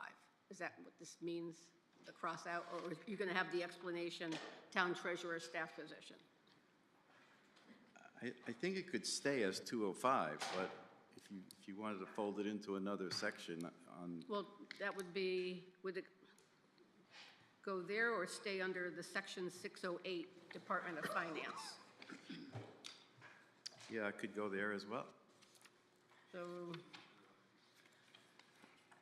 I know we can't add language to this, but Right. This also goes into can, 208. excuse me, Counselor Lewis? I'm sorry. Yeah, I've got the questions going first, so. All right. Would we, as a council, be allowed, since we can't add to the, can we add those words, section 608? I'm not sure. Oh, I don't think you can, yeah. No. I don't think you Okay. can do that. 608 would be the, I Which just is- want to get it's- my reference point. Yeah, it's Department of Finance, and I think that's where the treasurer duties would be. 608. Yep, Department of Finance, yes. Yeah.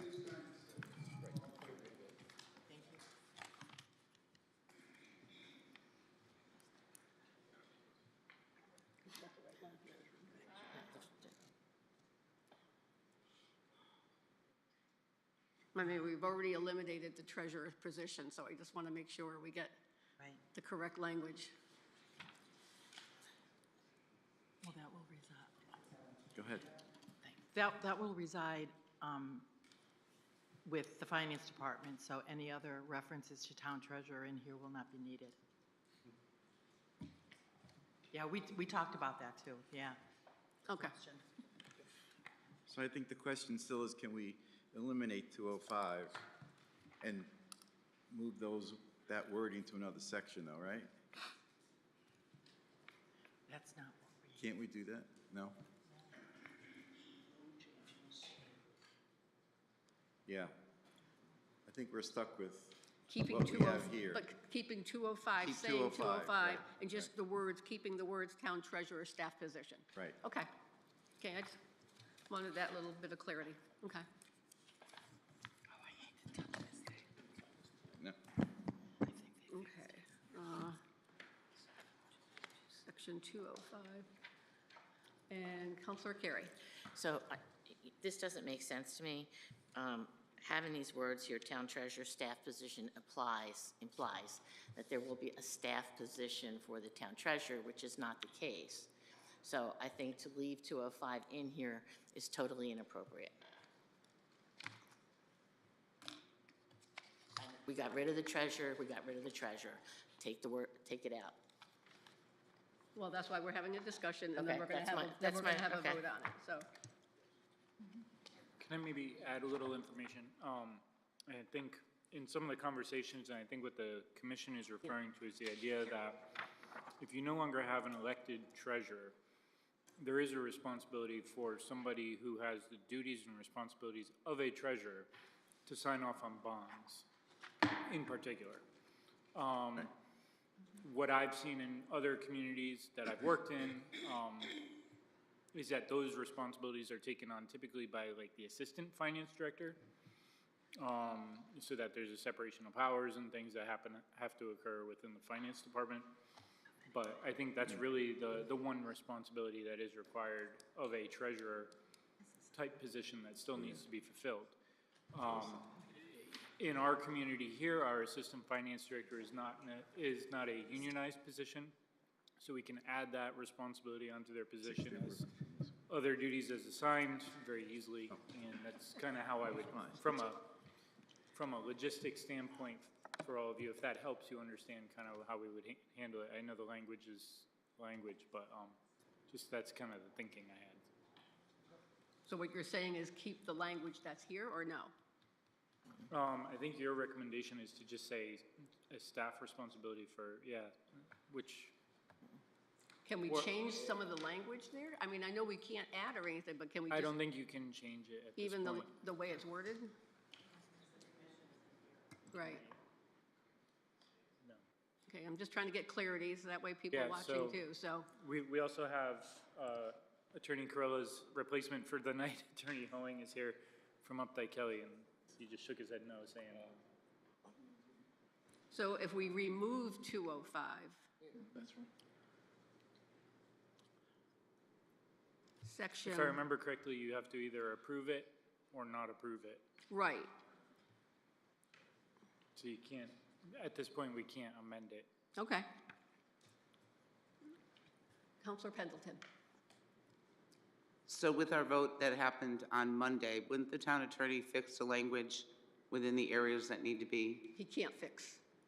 Nothing can be changed at this point because they've made their final report to you.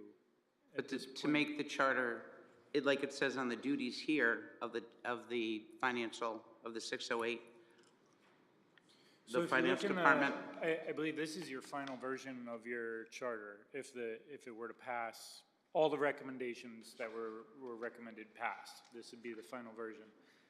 From my read on page 96, it says the Department of Finance includes any previous duties of the town treasurer as provided in the original charter and the general statutes of the state of Connecticut. It does not include any of the duties of the town clerk and registrar of vital statistics as provided for in the general statutes of the Connecticut. The town manager will assign the duties of the town treasurer to the finance department. so the words are there then.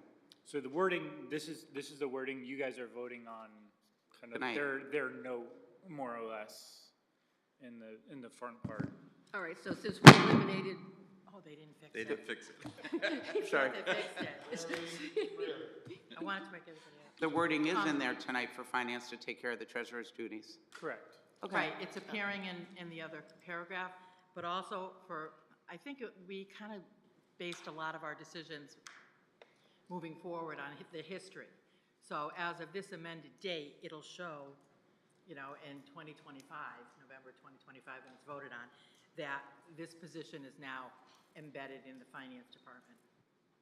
Where, you know what I mean? It's still showing, that's why we crossed out off all the duties, because that'll become part of the personnel records. For a job duty, when people have Right, job duties or right. job descriptions, it would go in there. That was, not that, that's what our thought process was.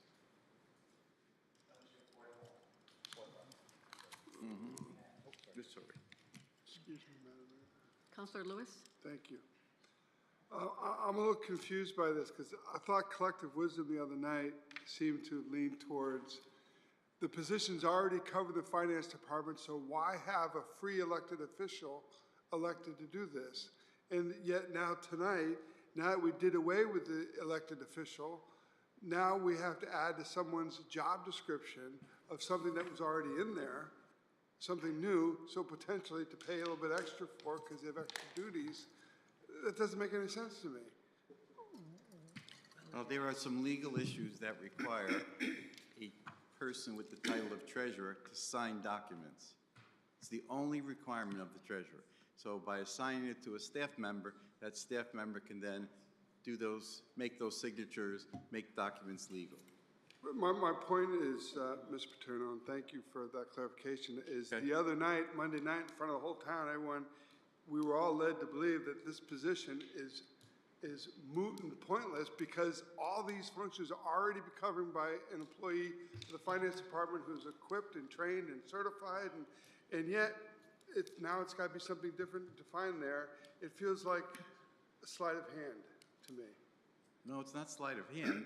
It's that the description of the town treasurer as an elected position had things like carrying money in a bag to the I bank. understand. It was outdated, the Signing description. checks. That's what we recommended be eliminated.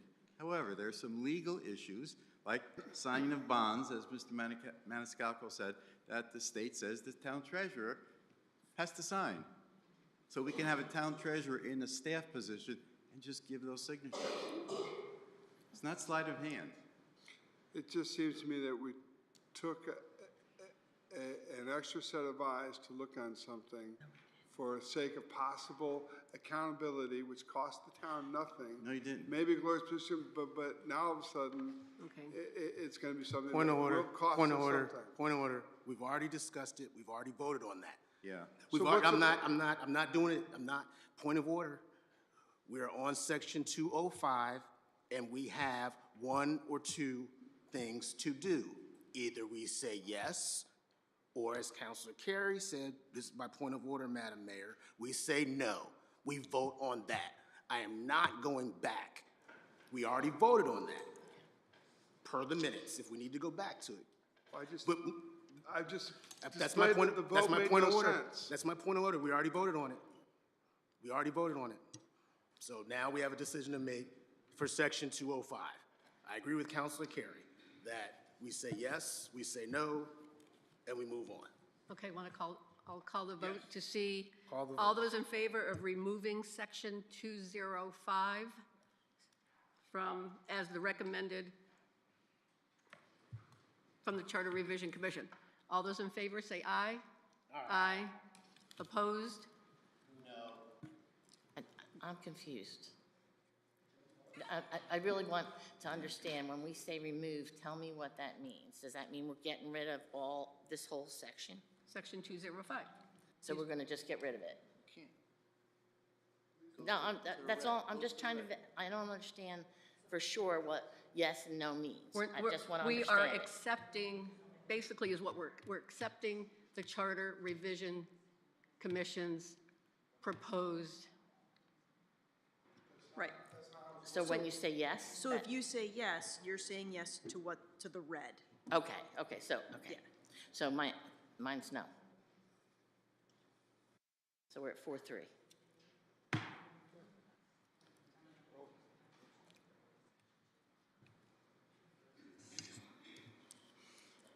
Council, Make sure to vote, you guys understand that. Right. You're, Oh, go ahead. sorry, you're recommending to remove what it says We're, now. except, I guess, if I want to clarify, Yes. let me clarify the question. Like we did the other night. Right. We're accepting the Charter Revision's proposed changes. And we had the 4 yeses over here, right? Okay, and the 3 nos. Okay. Correct. So we're accepting what you Recommended. recommended, thank you. That's Because what for- I couldn't- Point of order. Actually, I spoke with Attorney Corella the other night. You need 5 votes to pass anything. It's 5. I understand that, that's what, but we're still doing the roll call as a proper procedure. Oh, and you then said we- 4-3, and then you told them No, we we have- accepted it. That's no. why I was confused. No, we obviously. haven't had the roll call yet, Okay. so we haven't had the vote call out yet. So we didn't accept. Yeah. Roll Madam call, Mayor, please. I'm sorry, if I might. Steve, can you explain that? Right, just confirming that we understand you're accepting what our decision was to remove the position of the town treasurer, because it's been moved to the finance department. And this section here is gonna show this is repealed on this date in November. But it goes back to the original charter language, which will refer to a position that is no longer Correct, Existing. because we don't have, only have the 4 votes, but we have to call the vote. Right. And Yeah, then yeah. then it's going to say motion Got it. passed. I just wanted to understand it. Thank you. Yep. So, roll call, please. Yep. Discussion? Can we have a discussion? Just real quick? Or no? Okay, no, the vote already happened. okay. Counselor Buganski. Counselor Lewis. No. Counselor Balboni. No. Counselor Carey. No. Mayor Del Nicky. Yes. Deputy Mayor Saracusa. Counselor King. Yes. Counselor Fitzgerald. Yes. Counselor Pendleton. Okay, motion still fails because we do not have the 5 votes. So it reverts back to the original charter, which refers to a position that no longer exists. Question? Counselor Pendleton? Mr. Maniscalco, then if it reverts back to a position that no longer exists, will it say obsolete within the charter? So there's nobody, so from my take of this, let's just imagine that the charter, the question passes at the referendum. So we no longer have an elected position of a treasurer. But there's gonna be a section in there that says the treasurer shall do and these following duties. Right.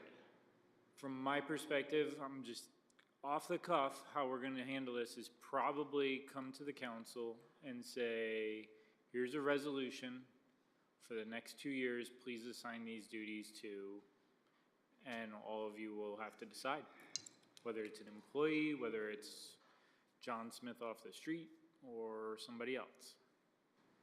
But in the back section that we were just looking at on page 90, whatever it was in the back, it says that the duties of the treasurer would be in the finance department. But what I'm wondering is this wording is gonna take space in our charter when this wording has nothing to do, relevance to any department or any person, because the treasurer's been removed. Correct. It'll So be a will it say section- section 205 is obsolete or no longer, I guess that's for the attorney. I mean, how would it be referenced? Well, 205 is going to read exactly what it does today It's just gonna say. Right, because the vote failed. right. But so it's just taking space in our charter? Doing nothing, collecting dust, it doesn't, so it has no relevance on anything, on any department, on any. In all honesty, take it very similar to like the selectmen. Right? And how the selectmen has been in our charter for the last, I Right. don't even know how long.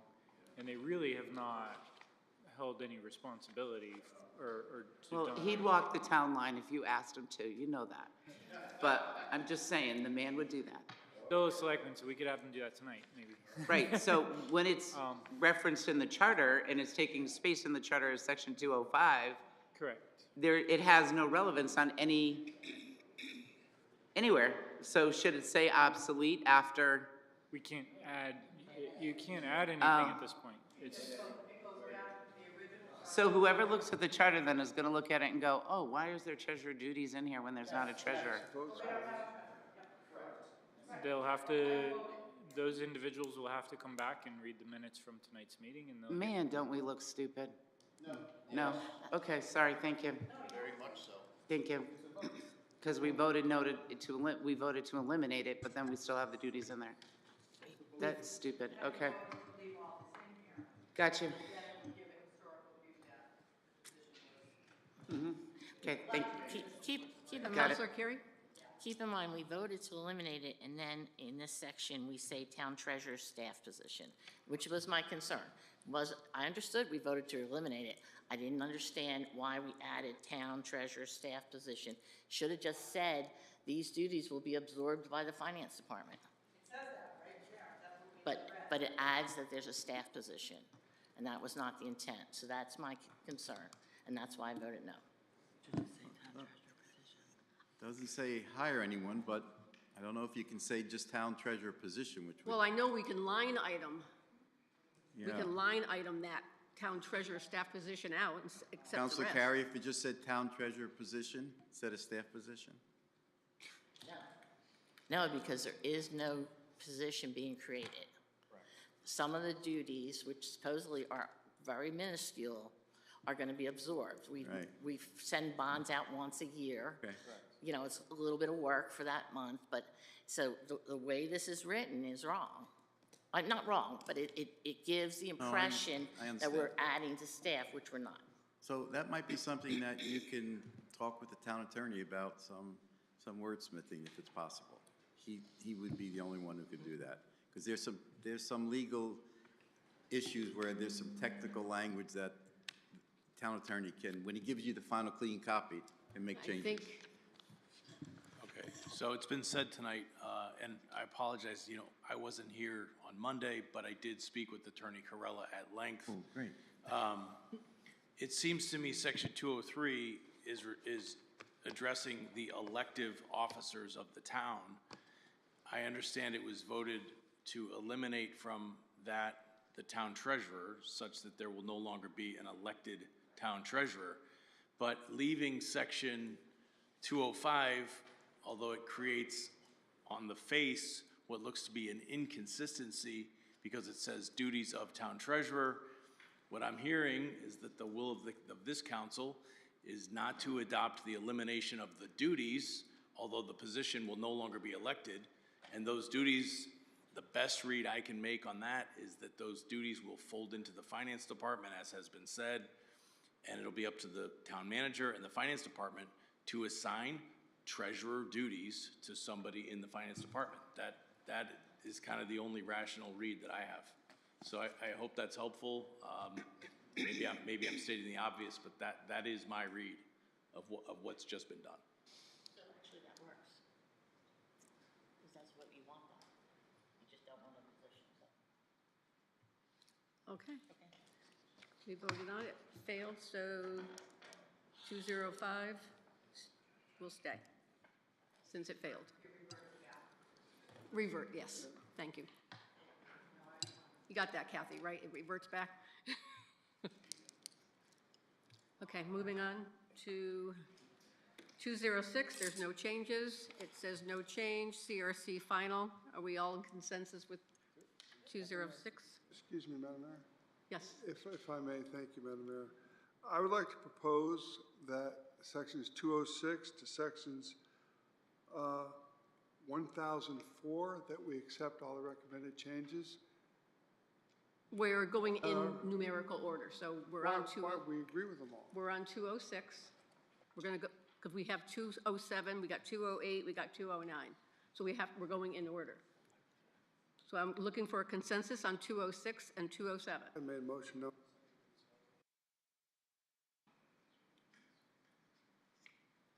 We have a consensus on 206 and 207, just to accept the recommendation, no change. Okay, moving on to 208, vacancies. Counselor Pendleton? If I could, we're on 208. Yes. If you could read, the town attorney, if you could read the red writing, because me personally is a little confused. Vacancies in elected offices, including the Board of Education, from whatever cause arising shall be filled by the town council, and filling any vacancy, the town council shall select a person of the same political party as that of the former incumbent, unless the incumbent was an unaffiliated voter, in which case the successor shall be an unaffiliated voter. The town council must seat a new town councilor after a resignation date within 30 days. The seat shall be filled by a member of the same political party at the same time as their election. If the incumbent was an unaffiliated voter, the successor shall be an unaffiliated voter in the town. All appointments to fill any vacancies. Hold on 1 second. Are you on the right section? Are you on page 84? No, I'm on 27. You said No, 208. 84. I'm not in the right section. No. No, thank you. 84. Somebody stop me next time. Well, I was like reading it, and you were, some Okay. of it was No, the somebody same. hit me, okay, sorry. I was in the front half, okay. Thank Counselor you. Pendleton? Thank you, just Counselor Pendleton? smack me next time. Okay. Just.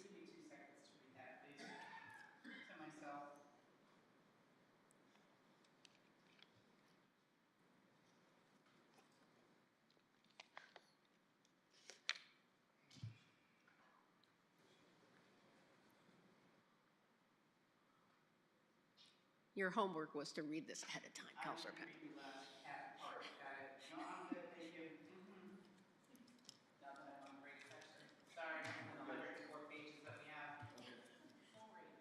Okay, any discussion on section 208? All those in favor of Counselor Lewis?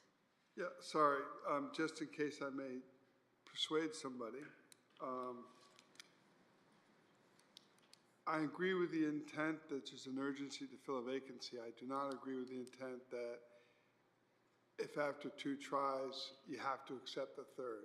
It is should be understood as elected officials, whoever is in these seats, that there is an urgency to fill the spot, and that both or all parties, perhaps all three parties, two parties, collaborate and work together to get an acceptable person on the team. But I do not agree that, that 2 tries and you're out and you're stuck with whoever we get. I don't think that's what we're elected to do. We are elected to make decisions like this. And by doing that, you'd be taking that right out of the electors and out of all the town who are putting us in that position. So I just, it depends. Different people nominated, that's not enough. Yeah, we're clarifying that. We discussed that with somebody. That was, Well, I know that, but if you you remember. were there 45 minutes. If you recall, I disagreed then too. So, Takes it to 45 days. thank you. Right, but it That's- took us 45 minutes to write that up, and Counselor Carey was there as well, and she was in agreement with the communications I from. Well, she gave us some interesting input too. in Yeah. the- I just want you to remember, our original position was the town committee shall select the person and be seated. So we Without have come a long way based Sure. on your input Sure. to try And to. as you know, I've been at those meetings and I was at that meeting. I understand. I'm putting in my time. So we spoke. But I'm also trying to be fair to represent the people who elected me to be here.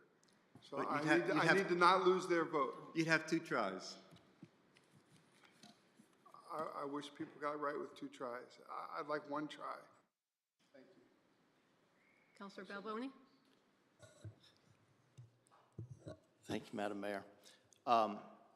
So basically, I have a similar issue to Councilor Lewis with this, with the limited number of times, although I trust both parties would act in good faith and put up a candidate that they actually think will be acceptable to whoever the current council happens to be from either side.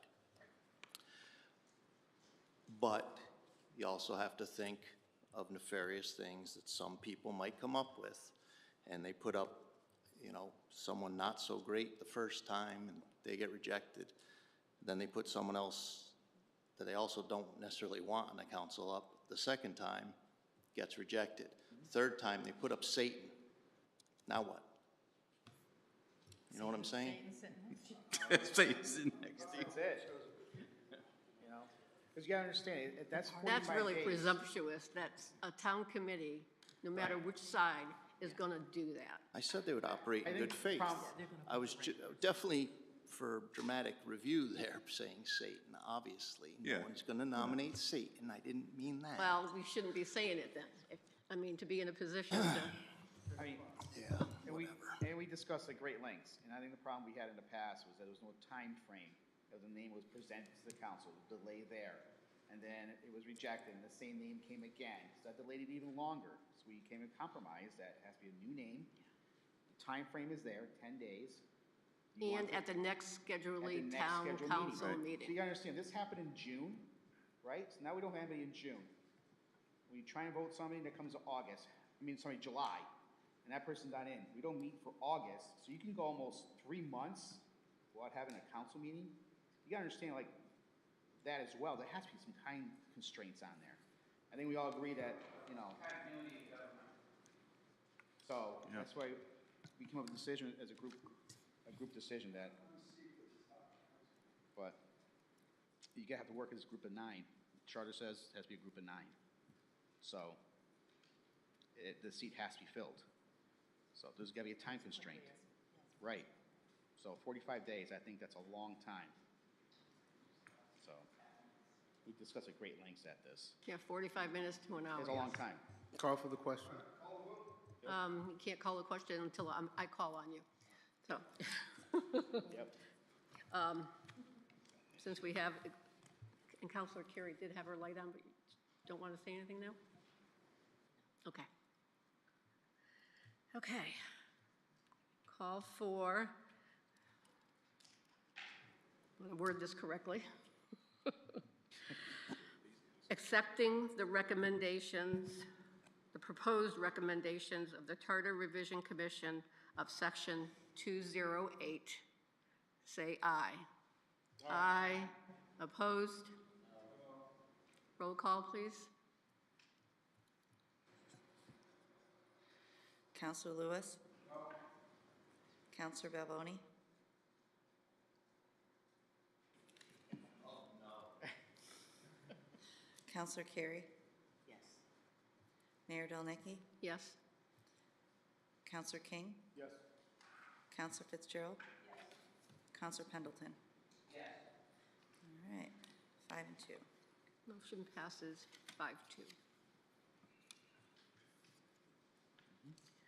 Okay, moving on to section 209. There's only a few word changes of just voting locations, federal, state, South Windsor town-owned buildings. Do we have a consensus to accept those proposed changes? Yes. Okay, consensus, thank you. Section 301. There's a few changes, adding the word town for town council, section 301, page 85, and then the red language, 'cause the original language being strucken, and the town councils, there shall be a town council consisting of 9 members, hereinafter referred to as the council. The members of the town council shall serve without compensation, but they shall be reimbursed for authorized expenses incurred in the performance of official duties. No member of the council shall be elected or appointed to any office or shall accept employment by the town during the term of office for which they are elected. This section shall not preclude any council member from being elected to any office upon termination as a member of the council. Do we have a consensus on the proposed recommendations from the Charter Revision Commission? Yes. Councilor Balboni, you have a Yeah, question? I'd like to reopen Counselor Lewis's recommendation of just, can we just get this over with and say done with the rest of it, we approve? I have something that I don't approve. Oh, great. Sorry. It's 314. Can we just write that I'm a no the rest of the way? That's very unprofessional, Councilor Balboni.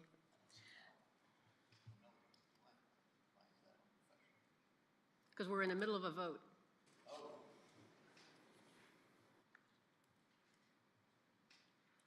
Okay, roll call, please, on section 301. Okay, Counselor Lewis? Yes.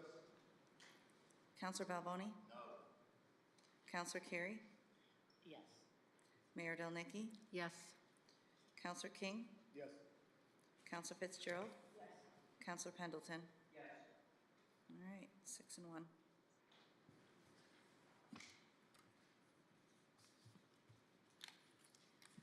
Section 302.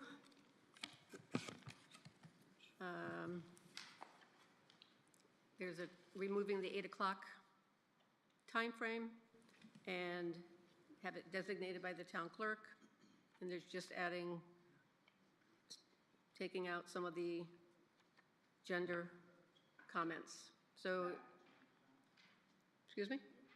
Oh, okay. All those in favor of the proposed changes of the Charter Revision Commission on section 302, organization? Aye. Opposed? Roll call, please. Counselor Lewis? Yes. Counselor Balboni? Counselor Carey? Yes. Mayor Delnicki? Yes. Counselor King? Yes. Counselor Fitzgerald? Yes. Counselor Pendleton? Yes. 6 and 1. Okay. Section 303, just adding, changing clerk to clerk of the council. Accept the recommendations as a, do we have a consensus? That one can go? Yes. Okay. 304, no changes, so accept the final recommendation with no changes. Consensus? Okay.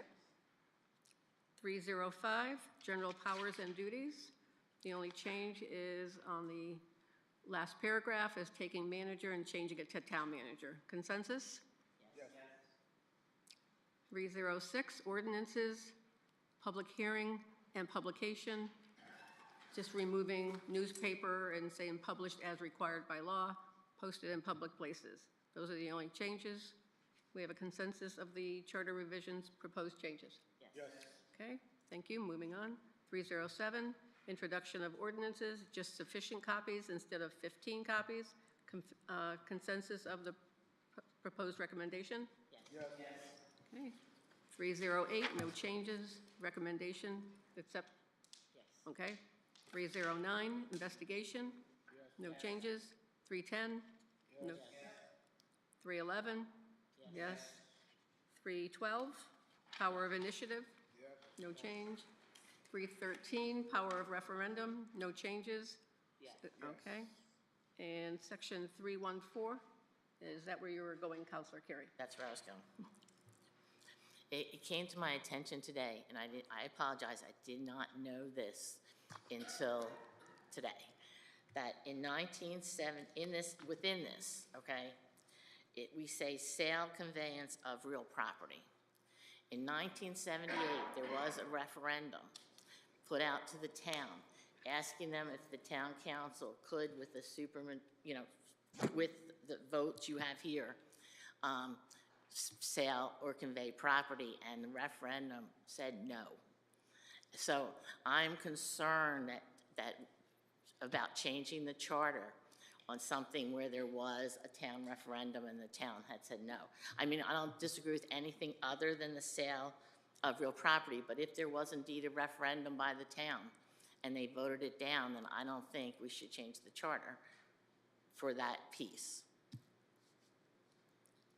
And I apologize, I didn't know this until today. Somebody brought it to my attention.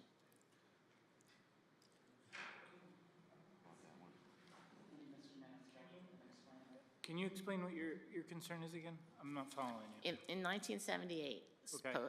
and because it just came up today, I didn't get a chance to look at the referendum. There was a referendum on, the ballot that said, can the town council, with, I think it's 7 votes, sell property? Right. And the response was no. Sell or convey property, and the response supposedly of the referendum was no. Now, I didn't live here then, I don't remember it, and I would like to check it, but I can't vote yes on something where a referendum to all our residents was put out and they said no. I apologize. But we've been having referendums of selling of property, so I don't, Yeah. I mean, I was 18 well, I years think old, so I think the concern is that there's.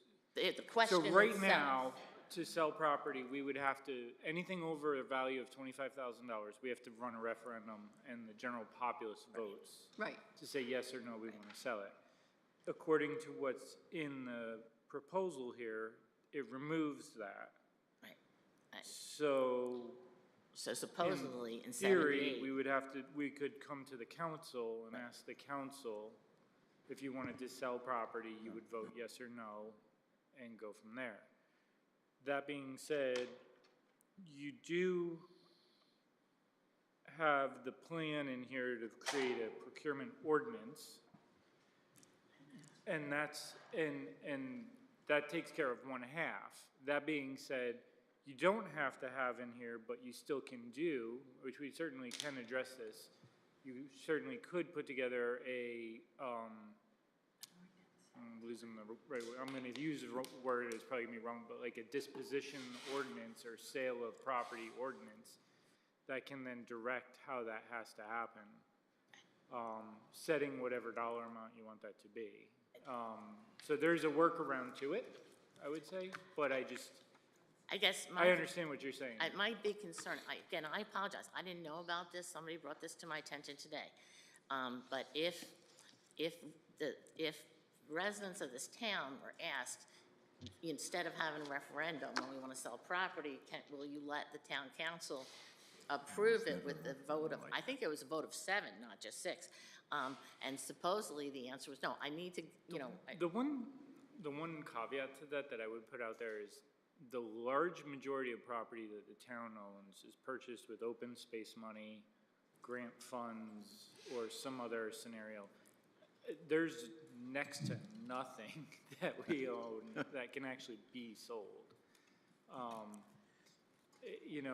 I get calls all the time for little open space parcels within subdivisions that were, you know, put there in the 60s or 50s, and people want to buy them and, you know, take them as part of their own property or whatever. And when you go and you pull out the deeds to them, every single time, there's just no way it can actually be sold. So I'm actually racking my brain. I can only think of one piece of property that could actually be sold because it was purchased as a part of an acquisition for a bunch of other property for a town facility, and it was purchased with the intent of actually selling it for economic development purposes. Since then, the town actually voted on possibly selling it and decided not to, which from my perspective is a pretty clear statement that that doesn't want to be sold. Outside of that one piece of property, though, I can't think of a single other one that actually could be sold. If I might, Madam Mayor, if it's okay, and Councilor Carey. So when we say, you'll find the same verbiage that's in our, you know, the red part of 305. You'll find that in many other places as well as we go through it. By establishing a procurement ordinance, the point of saying that, you know, anything over X amount of dollars, it doesn't matter what it is, whatever the council decides, because you're the ones that approve an ordinance, has to go to referendum. And you would put that in the procurement ordinance. Correct. So you're voting, the only people that can the only governing body that can put an ordinance into effect is the town council. So when the town manager, if in fact these things pass, when the town manager begins creating that procurement ordinance, and to Councilor Carey's point, you would want to put in there any property over X amount of dollars, whatever that is for the current market. I mean, you know, changes. That would allow you, that would force a public referendum for the sale of property. But that would just be in an ordinance. Now, the charter overrides any ordinance, of course. So when you take all this procurement stuff, for lack of a better word, out of the charter, you're now putting it into an ordinance that the town council writes, approves, puts into effect, and changes. I mean, who knows, next month, you know, a piece of land that costs $50,000, right, that might be the number you agree on, could be, you know, $200,000. So it allows the means of the time, it allows the council to effectively revise an ordinance. And on the procurement ordinance, we're saying it has to be a 2/3 vote. It's not just a supermajority. We're putting some teeth into that procurement ordinance so that, you know, if there's a majority of 6, you know, you can't say, oh, we got this done, because you all have to work together to say, you know, what's the price? What would you guys, maybe Carolyn, Councilor Carey, maybe you think anything that's $10,000 or over should go out to the people. I understand what you're saying, and it's not that I don't agree with you. Right. I up until I heard this today, I totally agreed. My only concern is if there really was a referendum that went out to our residents and said, instead of, you know, going to referendum, can town council, you know, sell things with, it was my understanding it was 7 members of council, and the people said no. And if that's the case, then I'm concerned with putting this in here. I think you're getting misinformation. There's never been a referendum that's turned down, Again, other than a specific piece of property that the town people did not want to have sold. But we never had a referendum saying, can the town council just sell property? And That's again, not accurate. I heard it today. I don't know. Do you have a copy of that? No, Oh, no. I didn't know if you No, had. I need to go to like Bonnie Armstrong, see if she can find it for me. But anyway, so for now, I can't agree to this because I don't want to agree to something that people, the residents, said they didn't want. You know, I apologize. I just heard it today. That's Right, and I understand it's not going away, it's just getting moved from the charter to an ordinance. So that way there, it's not going away. Because council still have to vote with 6. And I would also throw out there, if it's an item that is of such a great importance to the public, we haven't, the charter still provides the public with the power of a referendum. And they could mandate, one, they could mandate a referendum on basically anything, to be very honest, including the sale of property. But two, they could probably mandate that the town put some type of ordinance in place associated with the sale of property. In which case, I think you'd be hard pressed to find any town council to actually overturn that ordinance even at that point. I'm just throwing it out there, so. Yeah, there's a way that it would work, sure.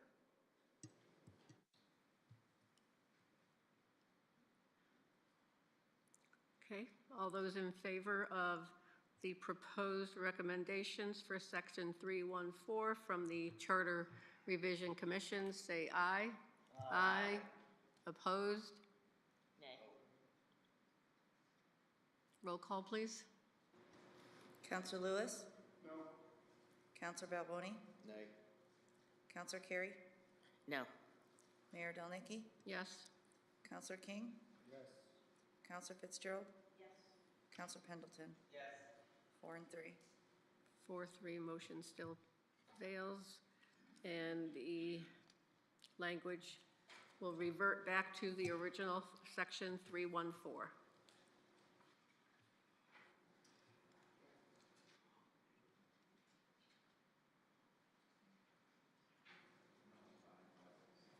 Okay, moving on to Section 315, appropriations.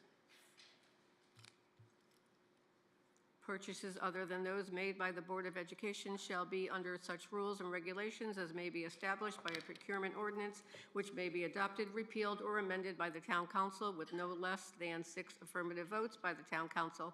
This would include the sale of bonds, notes, sale, conveyance of real property, annual budget, capital non-reoccurring expenditures, and contracts for public works.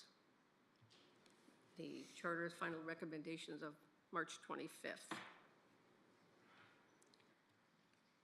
Any discussion on this? All those in favor of the proposed Charter Revision Commission's final recommendations, say aye. Aye. Opposed? Say no. Hearing none. Section 314 passes. 315. 315. Okay. Section, Chapter 4, Town Manager. Section 401, Qualifications. Just changing, adding the word Town Manager. Yes. All the consensus? Okay. 402, Appointment and Removal. Just adding the word Town before Manager through most of it.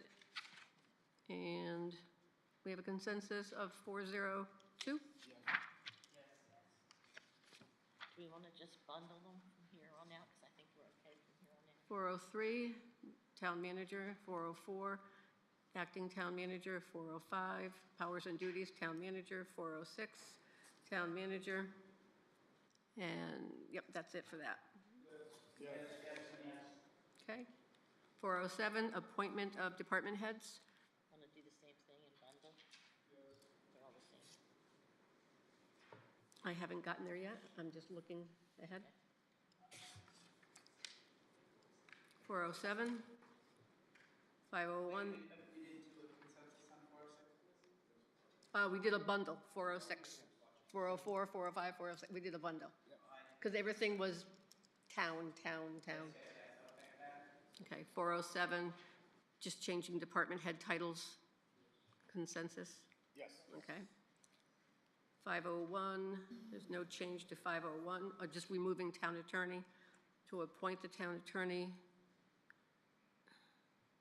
I thought we changed something there. We changed it to with our approval. Yeah, I was gonna say, where is that? Isn't it supposed to say something by our approval? Yeah, 501, Yeah. page 92. Supposed to be something with our approval or something like that. It's in one of the other. Is it?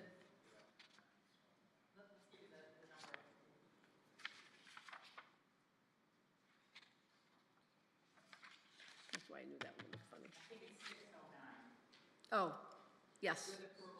Yep, yep, okay. It's just taking that out of here. Okay, so 501 consensus? Yes. 502, 503, 503, that's it for that section. We have consensus, okay? Yes. Chapter 6, Police Department, 601, 602, Fire Department, 603, Department Building Inspection, 605, Purchasing Agent, Town Manager. 606 is just changing the title from Director of Social Services to Human Services. 607, Health Director. Town Manager shall appoint. That's the only other changes. Consensus of that? Yes. Okay. 608, Department of Finance. Okay. Okay, 608. 609, the changes regarding the town manager were with the approval of the town council? Yep. Okay. 610, just striking selectmen, keeping clerk. Do you want me to read them red, or are we good? Okay. 610, you're okay with that? Okay. And repealing of the warden in that section. 612, changing parks to Parks and Rec. Okay, consensus? Yes. Okay. Chapter 7, Finance and Taxation. 702, Town Manager, state law reference, uniform fiscal year, no changes? Okay. 702, Town Manager. 703, no change. 704, just posting of notices, Town Manager.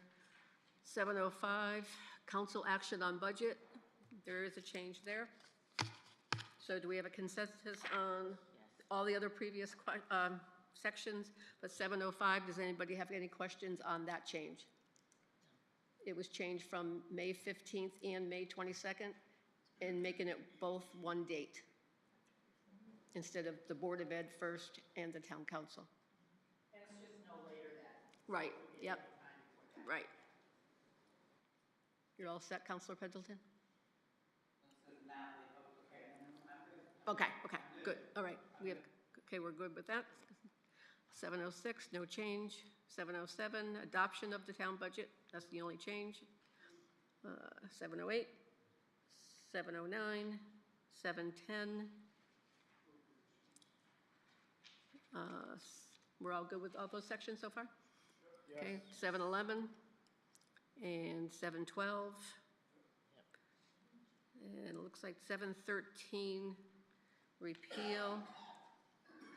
And it goes to the ordinance. Okay. This is one of the sections that you'll find going forward that should be in a tightly written procurement ordinance put by the council. Okay. 14, 15, yep. 716, okay. 717, 18, 19. I haven't heard anybody pipe up yet, so it sounds like we're all in consensus. Chapter 8, public hearings. Okay. Repealing 802. Chapter 9, merit system, section 901, 902, 903, 905, 906. Okay. Okay.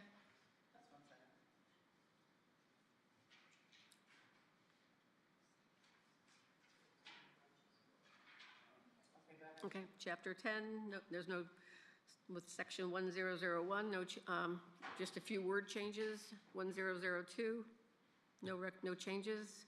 1003, okay, no changes. 1004, 1005, no changes. Yes.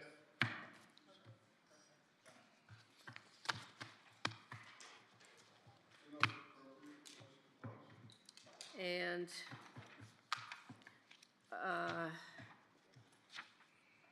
now we have to vote on the resolution that we read in Monday night's meeting. Do we have to read that resolution again? No. No, you could just make a motion to approve the resolution as provided. Yeah, I don't have that. Okay, motion to approve resolution of the proposed revised charter of the town of South Windsor. All those in, oh, okay. Thank you.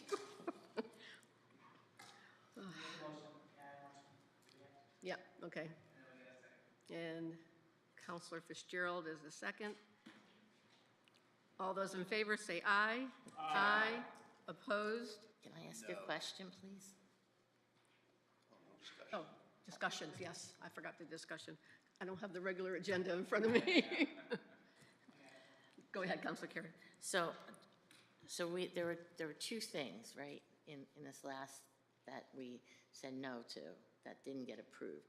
So how does that get reflected here? I'm just confused.